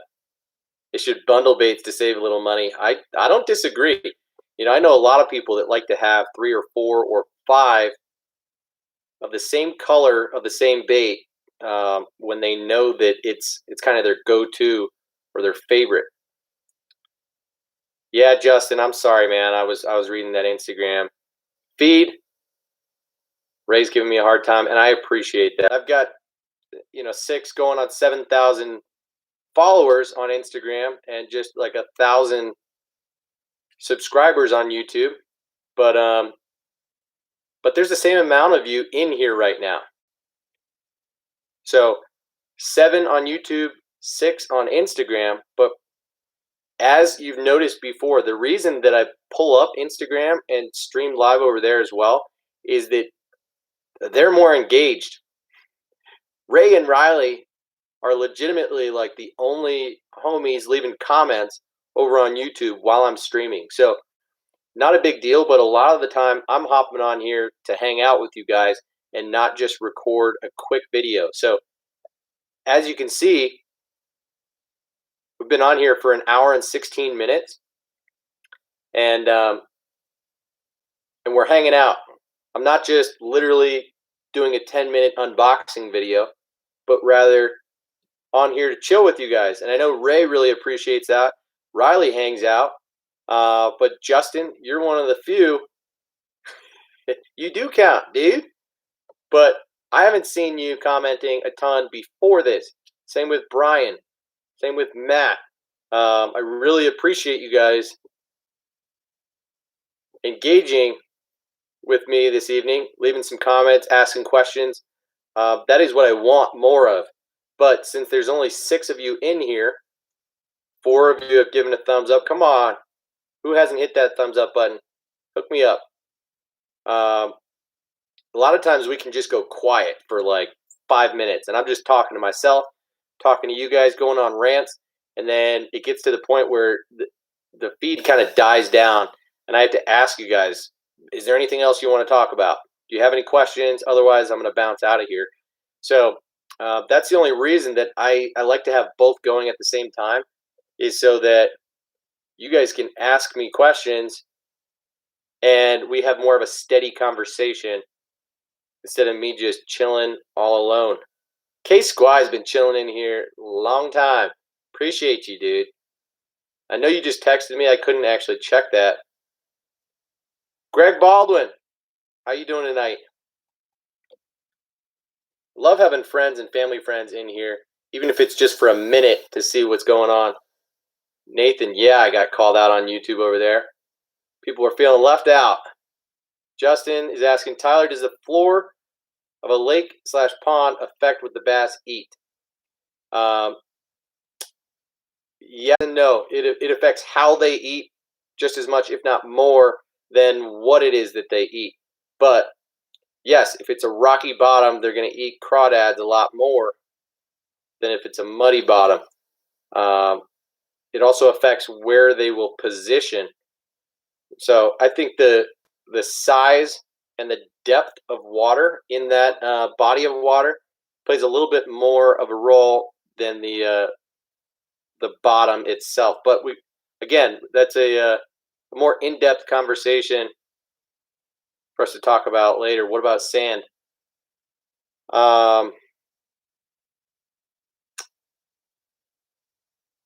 Kev's asking, do you have any videos about how to get your kids started in the fishing game? We're a 32-year-old man. Yeah. I don't know if I actually do. I wanted to record all these videos called like take your kid fishing or take a kid fishing, and I brought my GoPro with me a bunch when I brought my daughters fishing last year. I just couldn't quite get the content the way that I wanted to actually post a video. But you'd be surprised how many dudes our age and older are like just getting into fishing. So yeah, I just don't know what to make that video about. Most of my videos are about baits, techniques, things like that. I'm going to make a lot more videos on beginner stuff, you know, how to put line on a reel, which knots are best for which types of line and lures and terminal tackle, hooks, things like that, in addition to bait size, time of year, best baits, things like that. So, good question. Do I like to use a square bill? Yes. Especially in the late pre-spawn. So I will throw more subtle crankbaits in the pre-spawn when the water is still in the 40s and early in the 50s. You know, I do like to throw a lipless crankbait a lot, but like I said, I'll throw the Shad wrap and I'll throw the DT series, you know, balsa wood crankbaits that are silent and have a tighter action, more subtle. But I will get into throwing square bills with more erratic action once the fish move up more shallow and we're getting closer to the spawn. And then all throughout the summer and fall in shallower bodies of water, ponds specifically, that have more hard cover, I will definitely throw a square bill. Thoughts on the Bass Pro XPS crankbait kits? I actually don't have any thoughts on them. I don't have any XPS crankbaits, so I've seen those before. I can look a little bit closer into it, but honestly, I prefer to just look at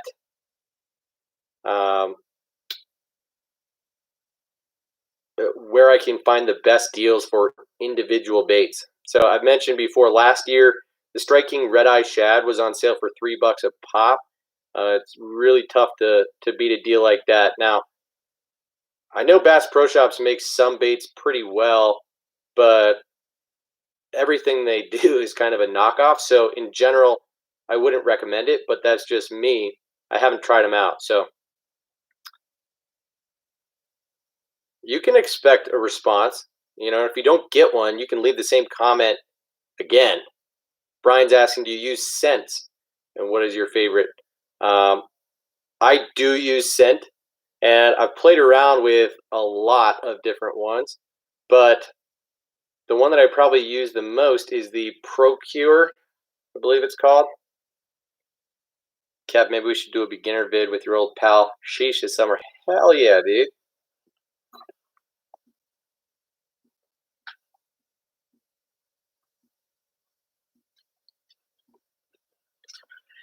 Yeah, the Procure is probably the one that I use most commonly.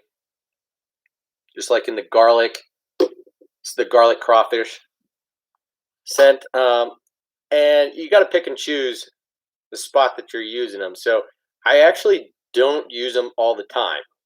So more often than not, I will just pull a bait straight out of the pack and rig it up and throw it.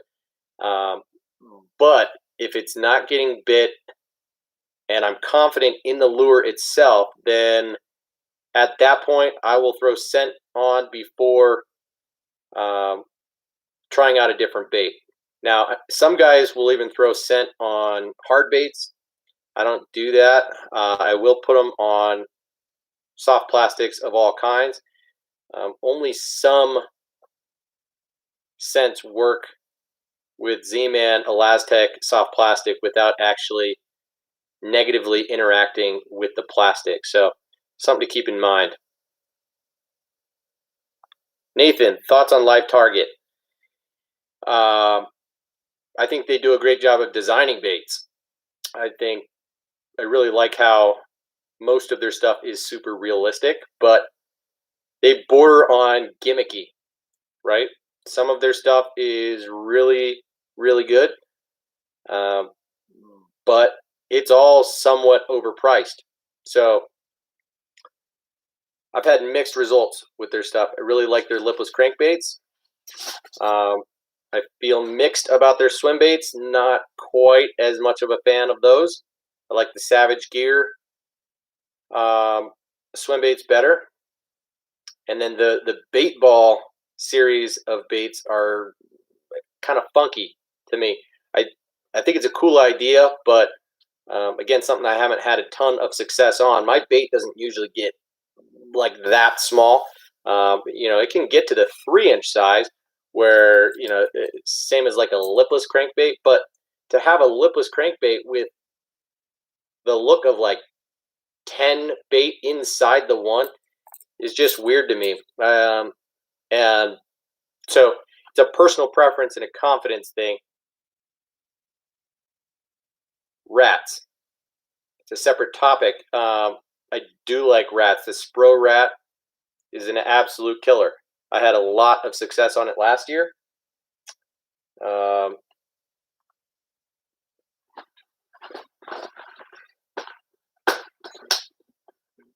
Spro Rat 40 is probably my favorite. Now, just like swim baits, you can spend an arm and a leg on a rat bait, right? Most of them are wooden and homemade, and they get pricey. So the Spro rat is like 20 to 30 bucks. Not sure if you can see all the teeth mark on this guy, but I had a few late nights last year where I caught 20, 30, upwards of 40 fish per outing on this one bait. So I've got a lot of confidence in this one. I also sometimes throw the Savage Gear, which is a little bit more realistic of a profile. You get the soft ears on it. You get the whiskers. The tail even looks more real. You get the feet coming off. But the way that the hooks are oriented and the quality of hooks on them does not excite me as much. And I like the rattle in the Spro. So, action is more important than looks, obviously. And I've had a little bit more success on the Spro rat. So that's my little 2 cents on rats. Ray, just take them. Most important part. You try not to engage too much because you don't want to get me off point. I don't know how I feel about that. It's fine to get me off point. You're doing a great job of staying engaged, asking questions, leaving comments. You're the best of the bunch. Riley, still there. Appreciate you. Ray says, most important part, just let them fish and catch. Just take a kid fishing. Absolutely. So bluegill, crappie, perch, whatever. I agree. What I've got on my daughter's, my 4-year-old's kiddie pole, I've got her on a Zebco setup, and I will rig up a trout magnet. Okay, not sure if you guys know about the trout magnet, but it is a pretty cool deal. It comes with an easy float, which you can slide up and down your line, and then however long you want the leader to be, you tie on. It's a super lightweight jig, 1/64 ounce. Okay, it's made for trout. Nathan says top ice fishing bait. They make them for crappie, they make them for trout, but the trout magnet, 1/64 ounce jig head with an exposed hook. It's probably like a, I don't know, size 6 hook or something. It's tiny. Well, yeah, something like that. Really, really small hook. Okay. And it comes with a 1.5 inch soft plastic split tail soft plastic on there. You thread it on, comes in all different colors, and it just sits under the float. You move the bait a little bit, and it causes that bait to hop up and down. And panfish, especially, will wolf it. So that's my favorite bait to throw to catch numbers, small fish, and to get little kids on fish for sure. Riley says, Thoughts on Z-Man PB&J drop shot worm? Depends on what drop shot worm you're talking about. They make a few. So,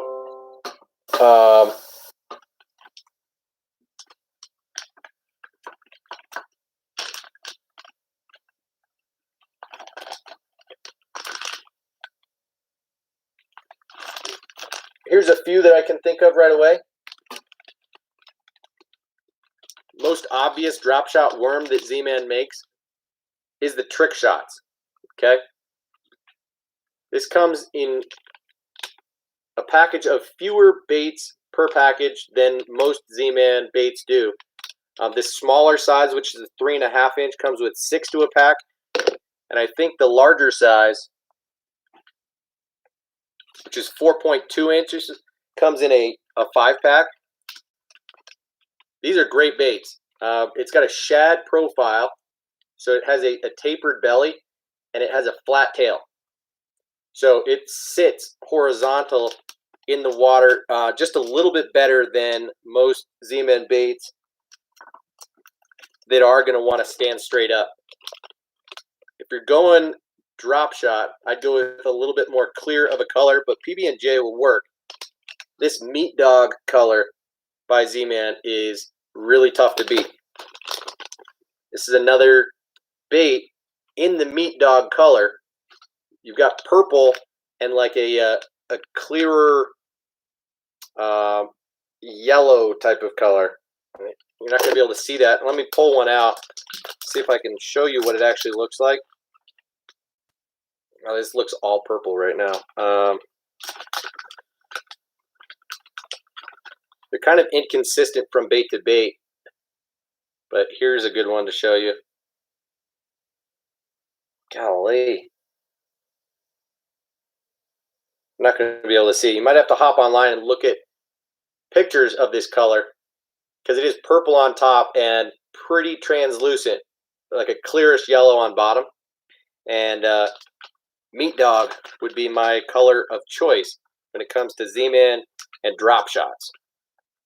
Now, they do make an awesome Morning Dawn color too, and I would throw Morning Dawn before PB&J. Personal preference though. Other drop shot bait that works really well is the finesse shads. We talked about this last night. Very versatile bait that you can throw in a ton of different applications. It's a little bit longer. It is a 4-inch bait. The TRD minnows that I didn't mention is a 3.5 inch bait, but profile wise is great on a drop shot because it's got this tail on it, shaped like a bait fish. So all of these are great drop shot baits from Z-Man. Trick shots is number one, designed for a drop shot. Finesse shads and the TRD minnows, great ones as well. Let me know if you have follow-up questions on that, Riley.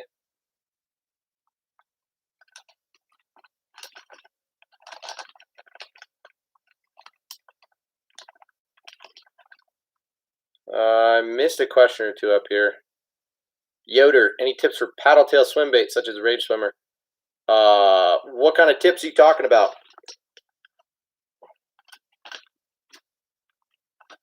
Totally depends on the time of year, where you're throwing it, but I think the best bet is to throw it on a ball head jig, like I've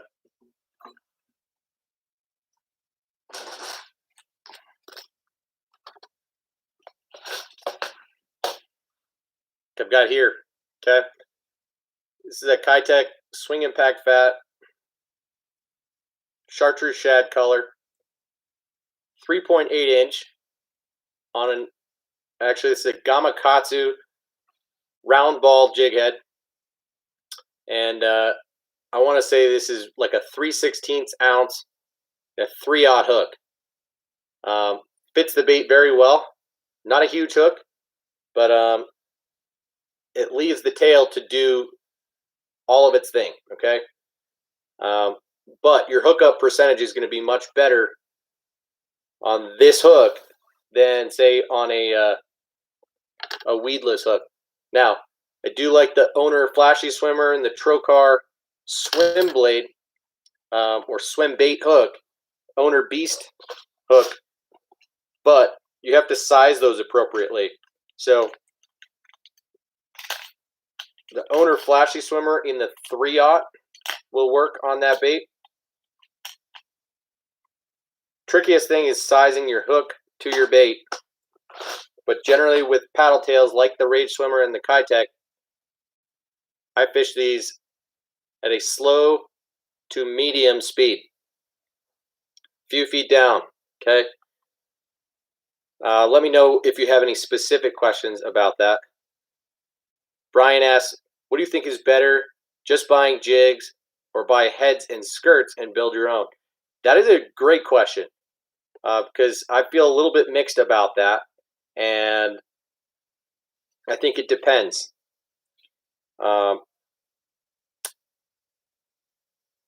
Depends on what kind of jigs you're making. Now, here's an example of one that is very cost effective, is making micro jigs out of Ned rig hooks. So I would not do it with ordinary jigs like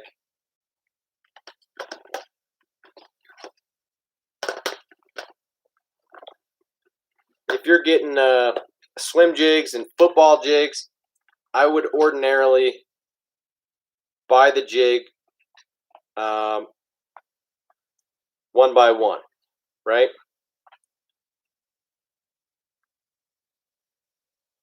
These tungsten football jigs from Bass Pro Shops, I really like a lot. Z-Man makes these ones with the old skirt material.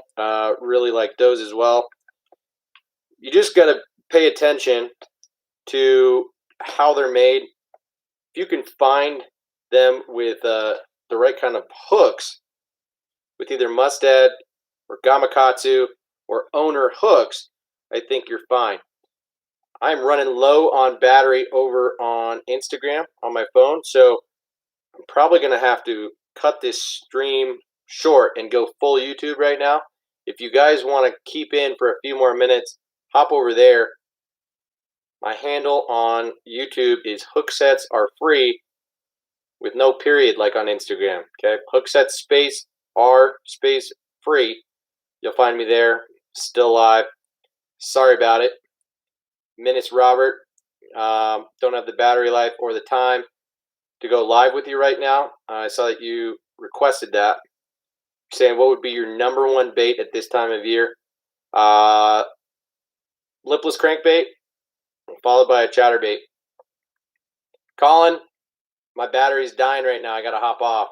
I don't have the reach to stay live. I know I got my charger in here.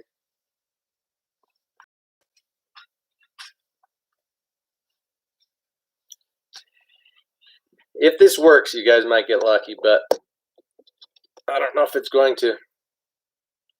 Nathan, since you are a bank fisherman,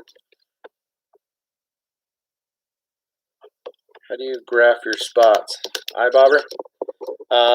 Yeah, I do have a deeper sonar, and I use it some of the time, but otherwise, no, it's just getting to know your body of water. Takes time, dude. You gotta probe the bottom. Use a jig, use your eyes, visit at various times of year.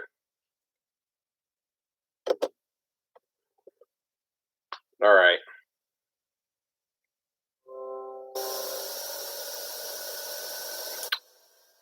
So Brian, to go back to your question on building jigs,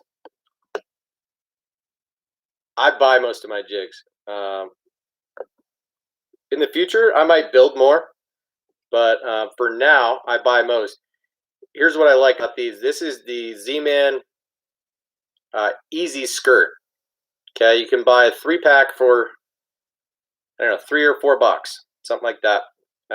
They end up being like a dollar per skirt.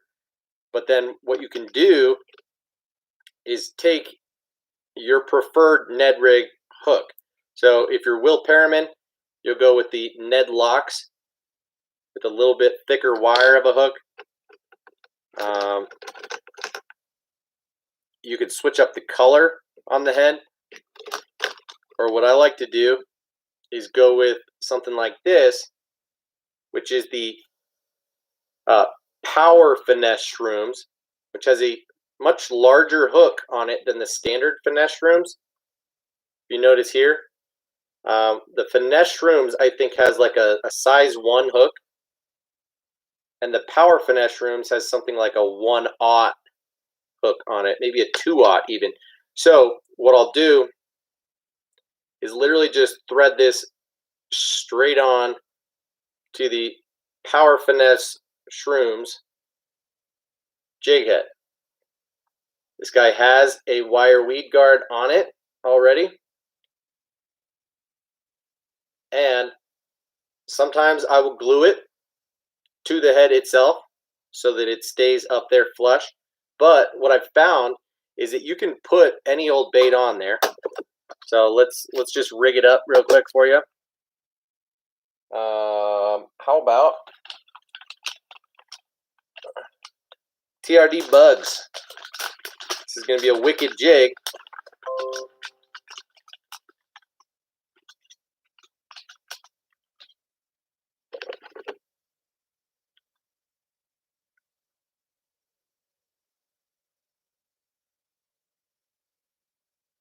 Just spread that wire weed guard a little bit, get it out of the way. We're going to thread this pretty much all the way on.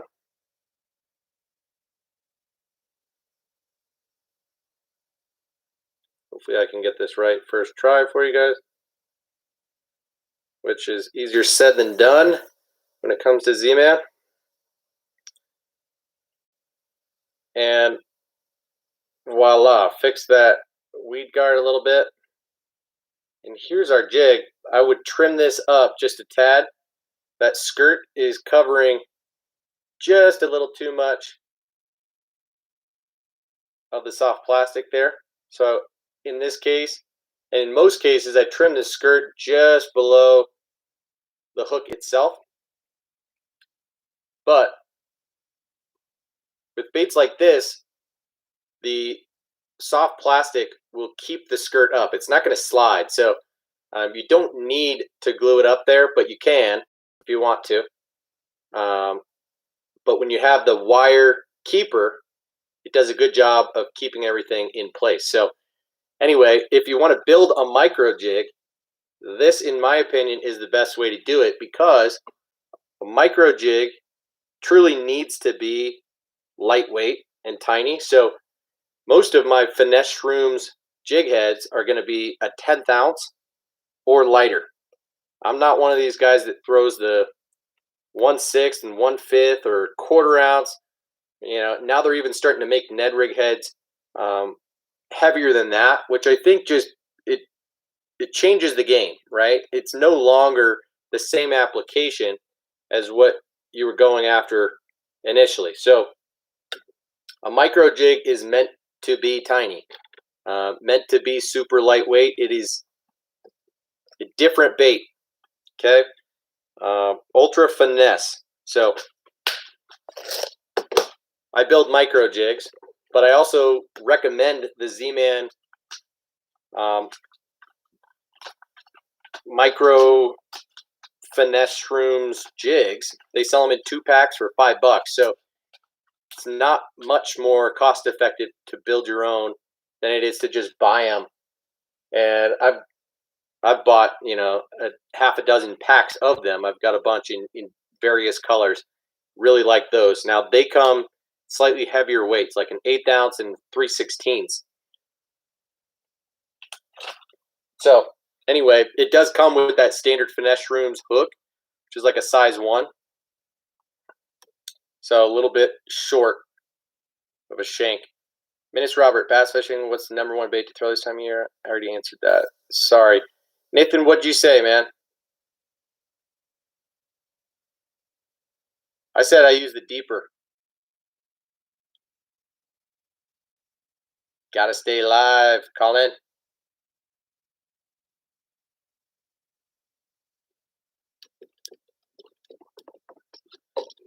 Ryan, not sure if you're still in here, but no, it's just Colin, Nathan, Sean.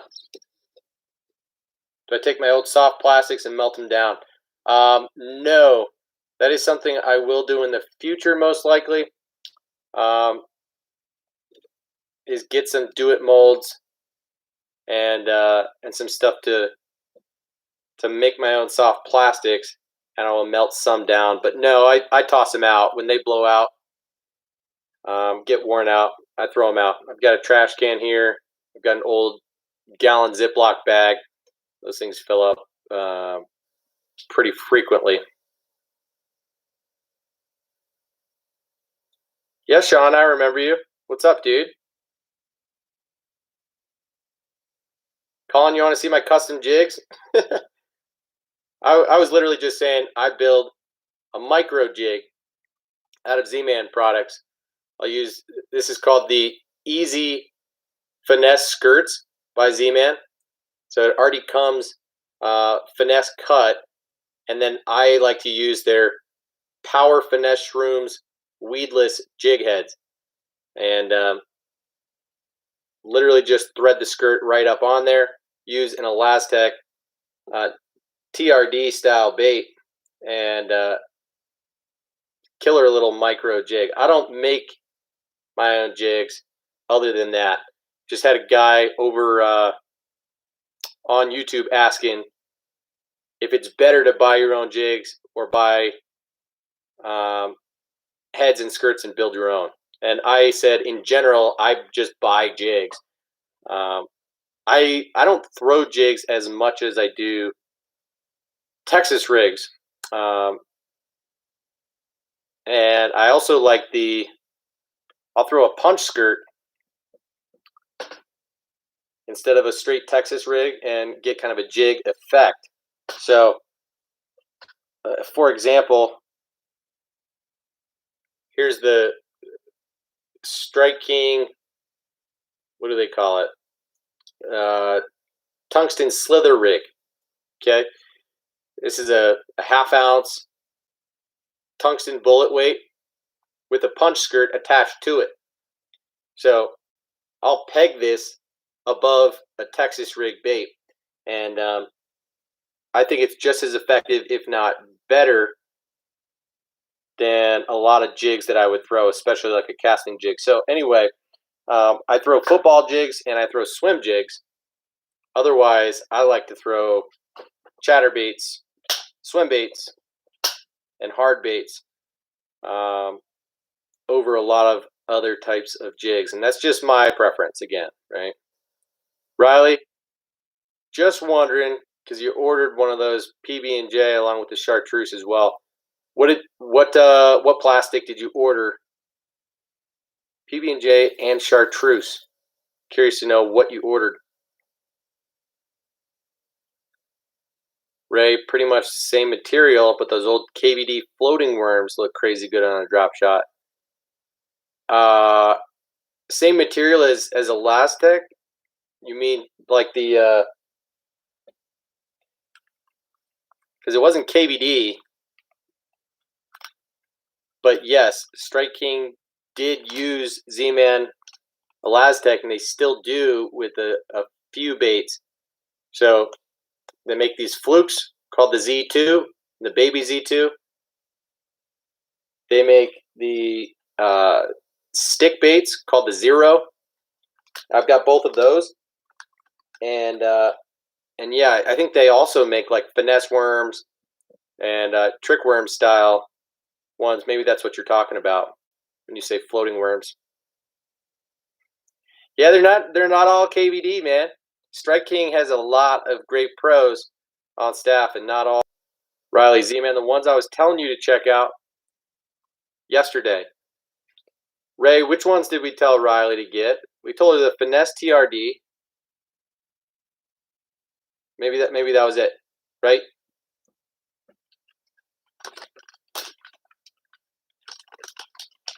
So you got the Copper Truce. June bug. Yeah.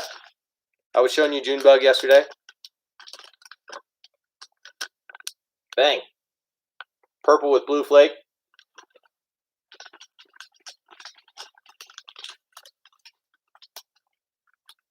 The one using the fish the moment video that I watched. Yeah, I don't remember what bait he was using there. And if I'm being honest, I watched that during... What?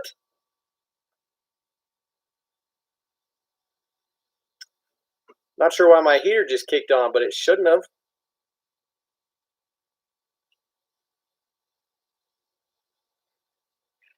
J-Dog. In and out of here. Just like to see what's popping. I respect that. Sean, see you later, man.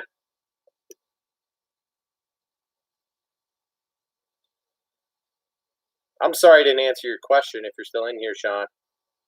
My favorite soft plastic. Man, look, I've got a freaking wall of soft plastics. I'll probably regret it the second that I answer the question. And to answer your new question, the guy who never used Z-Man on this is a girl.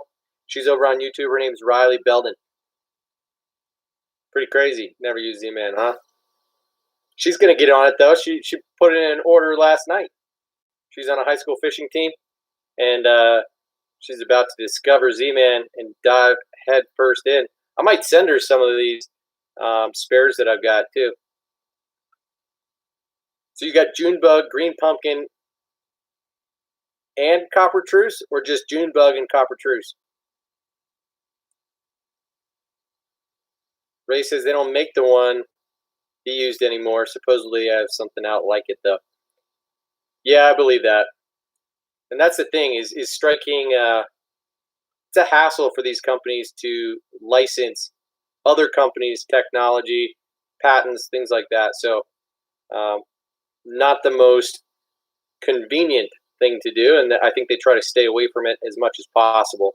And Strike King's already got a lot going on with their soft plastics that they don't really need to be making a lot of Elastec baits. Straight up.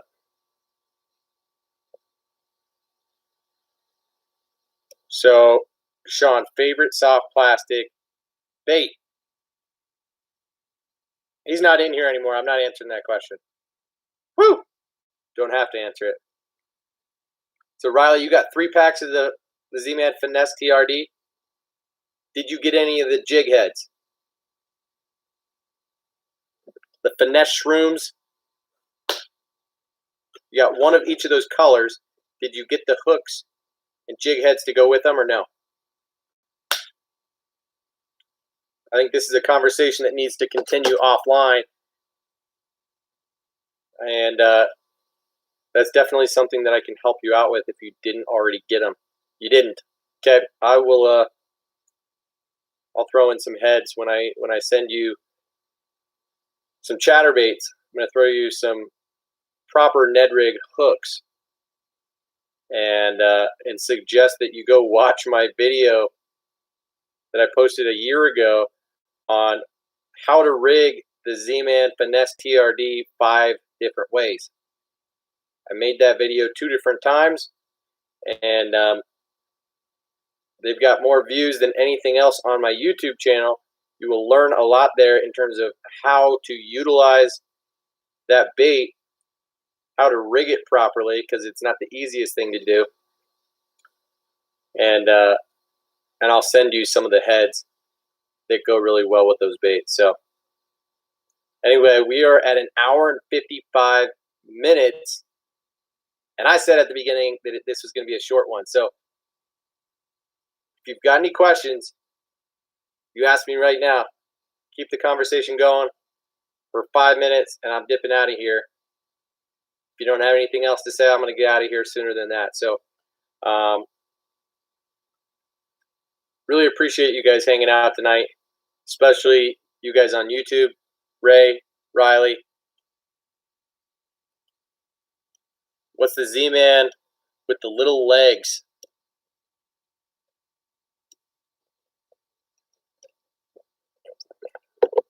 What is the Z-Man with the little legs thing again?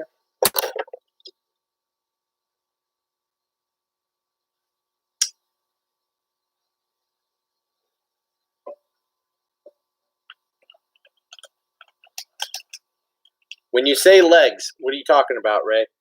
This is the TRD Hogs. This is a creature style TRD bait. Has just 2 legs. The Ticklers is the Ned rig size bait. This is 2 3/4 inches. It's like a tube style body. It is the downsized version of the hula sticks, which is 4 inches long. They also made an upsized version, which is the bang sticks, which is 6 inches long and is made for the Nico rig specifically. So they're all the same bait. The hula sticks was the original. It's 4 inches. And last year, they downsized it to make the Ticklers and upsized it to make the bang sticks. All 3 are great. But I think that essentially eliminated the need for the hula sticks. Ticklers, you throw on a Ned rig. Bang sticks, you throw as a wacky rig, Nico rig style bait. And so you can either throw on a weighted wacky rig or put the nail weight, what they call the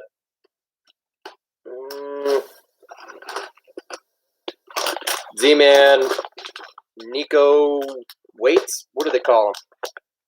Nico Shrooms wacky rig weights. Okay. These guys, as you can see, they've got a double barbed keeper and a mushroom style head, which allows the bait to stand up perfectly straight. It's the deal. Okay. The bang sticks, the Nico rig jam. Brian says, if a fish swallows the hook deep, do you try and get it out or cut it off and let him go?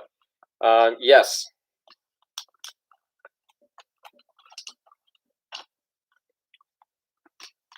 I go in first. Try and get the hook out, okay? That's why it's good to have a couple sets of pliers, specifically ones that are a little bit more needle nose, the longer reach. So go in there that way. If you can't reach, try and go in through the gills. Grab the hook that way.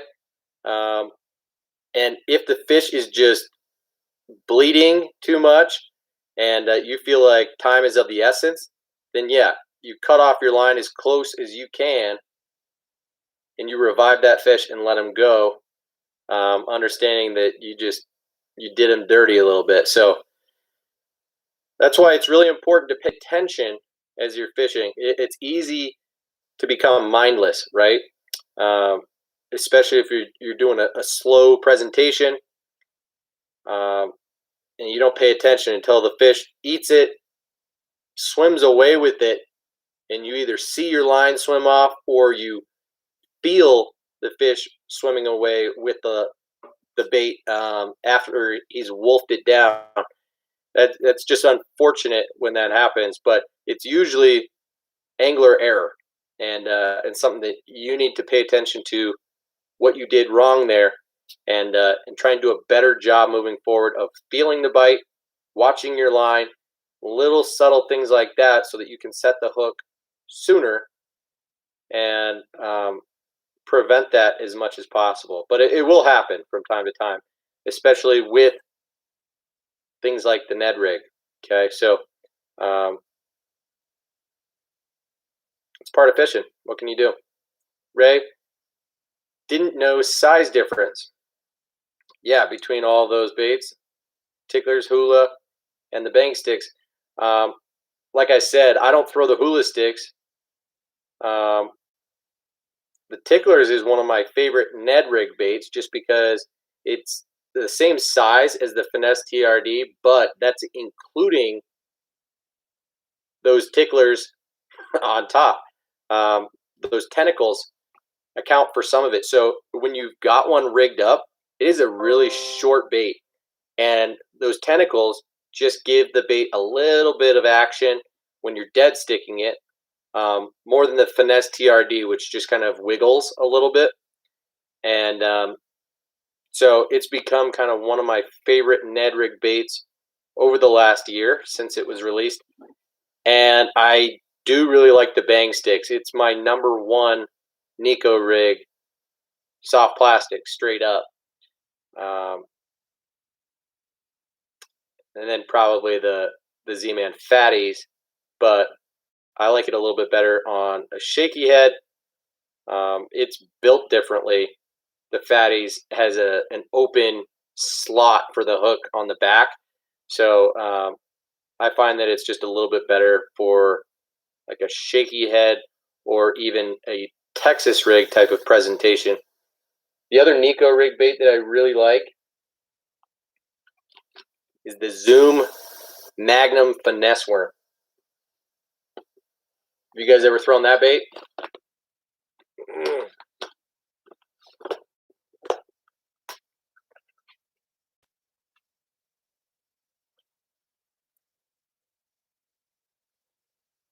Of course, I got this like in a blue craw, green pumpkin, blue flake.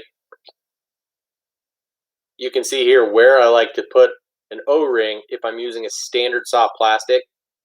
So this is fatter than a normal finesse worm would be. It's got that tapered tail, and it's actually pretty salt-free and surprisingly buoyant. So of all of the standard soft plastics made for this type of application, like I will say the Yamamoto and Daiwa Nico Fat Worm is not my favorite at all. I just don't like it. I really thought that I would like the Strike King Fat Baby Finesse Worm. It's got a lot of taper to it. Some cool action in the tail because it's like cut out, and a fat bottom. But kind of like that Daiwa Yamamoto bait, it has a tendency to fall down a lot quicker than I would like. This is another sleeper of a bait, is the Robo Worm Ned Worm in the 4.5 inch. Okay, I don't talk about that one too much, but when it comes to a Nico rig bait, tough to beat Robo Worm colors. And so on slower moving presentations, drop shots, some shaky heads, and the Nico rig, I actually do really like some Robo Worm baits. Brian, good sunglasses under $50.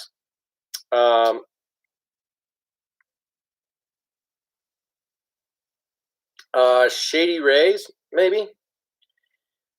Honestly, I rotate between sunglasses. I either go way low end, and we're talking cheap polarized sunglasses. You got to have polarized glasses. That's just an absolute must. But you can get them these days for $5-10.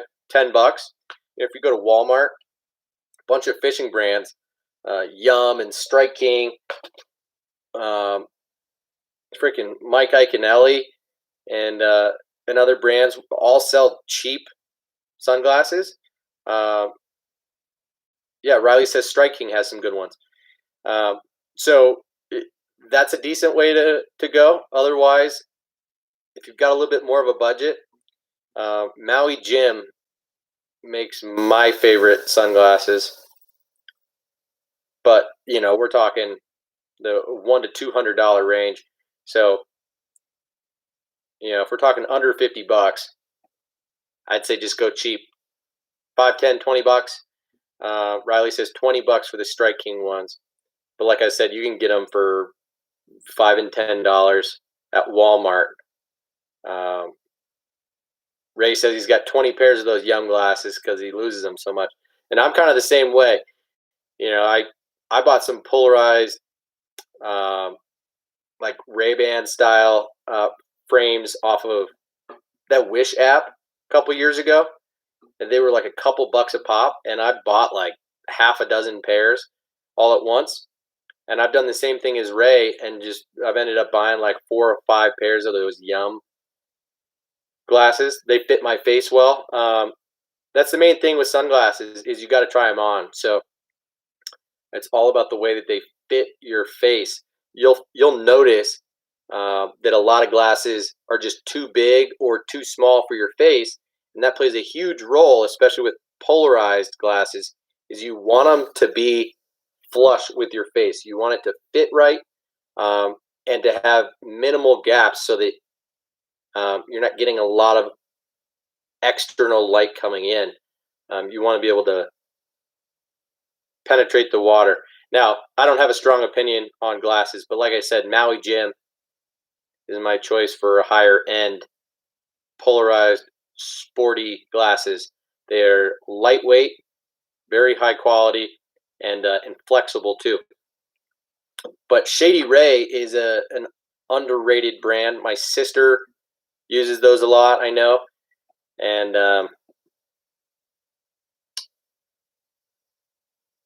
you know, I mean, you can spend a ton of money on sunglasses these days. That's just one thing I'm not that informed about. So sorry, Brian.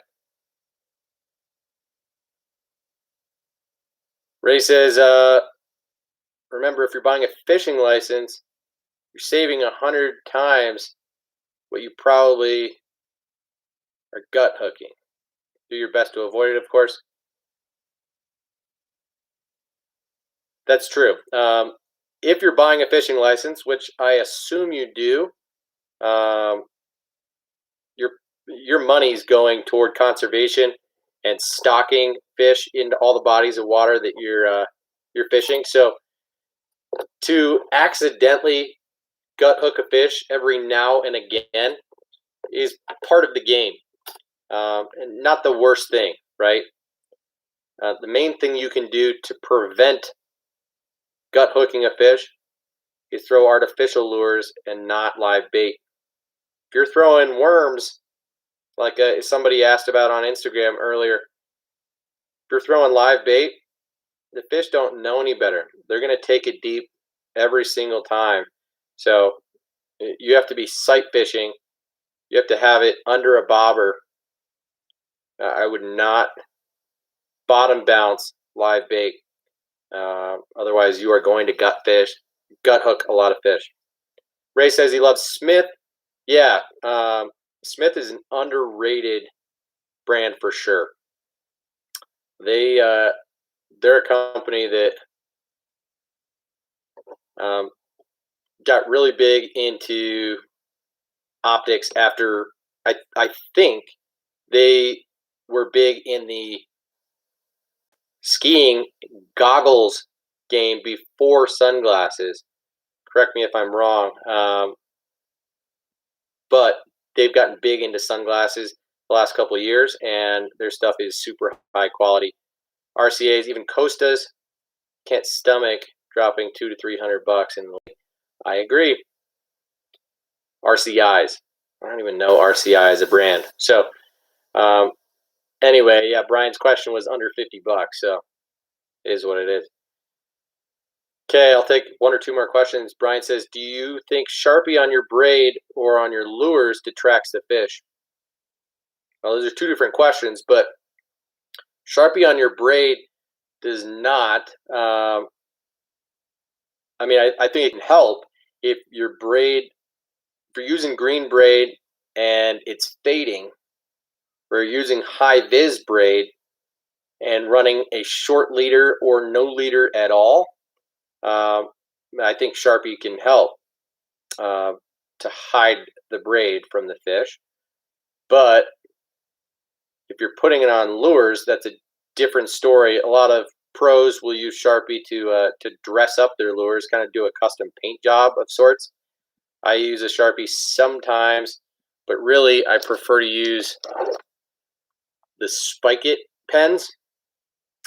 So I'll use a black Spike It pen to put like a shad dot on a soft plastic bait, or even some hard baits, and I'll use a Chartreuse pen to color a tail. But you're saying, does the scent make a difference? Like scare away fish because they smell a Sharpie and it stinks? Maybe, but honestly, I don't. If I had to say so, I would say no. Definitely not on your braid, but maybe on your lures.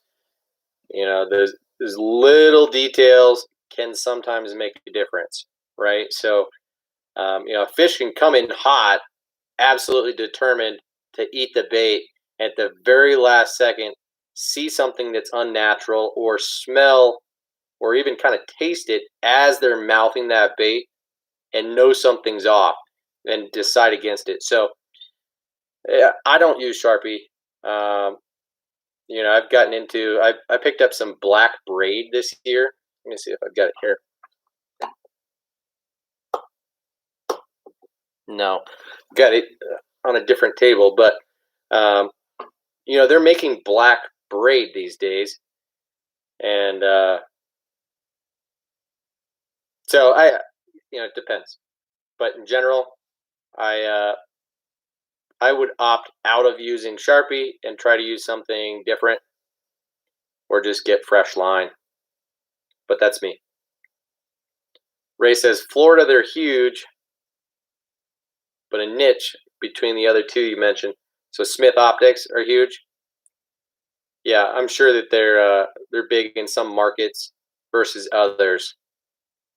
As you say, depending on location. Yeah, totally agree with that.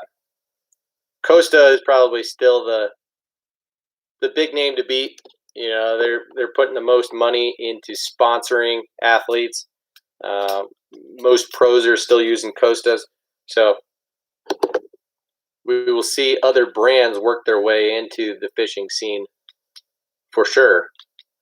Just like you've seen with apparel over the last couple of years, especially with Under Armour and Columbia fighting to get some of that market share that, say, AFCO and a couple other brands have. So anyway, guys, we're 2 hours, 12 minutes in. I'm going to dip out.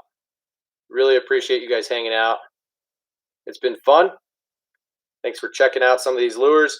We'll hang out next week. I'm headed up to the mountains tomorrow. Got a guys' weekend doing some skiing up in Vail. And so I will definitely not be on over the weekend. But yeah, I'm pumped to have these thunder crickets, guys. These thunder crickets. The lipless crankbaits are more to just try different baits, but the thunder cricket, this is my undisputed number 2 chatterbait. And you can call it a chatterbait even though it's a thunder cricket, simply because they are using Z-Man's patent. So if you haven't tried the thunder cricket, check them out at Discount Tackle. $9.79 a pop. Let me know later what you guys want to talk about next time. If you've got any topic suggestions. Thanks for all the questions, Brian. You have a great night yourself. I will be safe. Riley, please do follow up. Send me some pictures of those custom lipless cranks, and I will make a point to dig up some chatterbaits and some Z-Man Ned rig heads for you. I've even got some that aren't Z-Man, but you know, like this Gamakatsu one has a screw lock keeper on it. Anyway, I'll hook you up with maybe a half a dozen heads and a few chatterbaits at least. We'll go from there. Ray, you should be getting your package in the next couple of days. Sent you 2 chatterbaits, one in the Bee Height Delight and one in the Green Pumpkin Shad. So they are both brand spanking new, not in the package, but they do have the hook protector on them, and you will like them for sure. I am looking forward to you starting to use those soon. I mean, it's about the right time of year for you to start throwing that bait. So let me know if you want to talk about gear, line, anything that might help play a role in your chatterbait fishing. Because pre-spawn is one of the best times to throw a chatterbait alongside a lipless crankbait. You throw it in the exact same areas on the same gear. Said it's like anything really. Yep, South Florida is Igloo, North is Yeti, South Florida is Garmin, Lowrance, Hummingbird, Central and North. Yep, totally. Don't be a Kennedy in those slopes, man. Get out of here. Nah, man. I say a prayer every time I get on the slopes, and then I rip it hard. I've been skiing my entire life. I mean, 28 years of my 32, and I have no fear when I'm on the mountain. I go hard, and I stay safe. So don't worry about me. Anyway, enjoy that package. Send me a message or an email rather when you do get it, and love to know what you think of those baits. And we can talk more about trailers, gear, all of that stuff. Hope you guys have a great rest of your night. Have a good weekend, and I will see you next week. Peace, guys.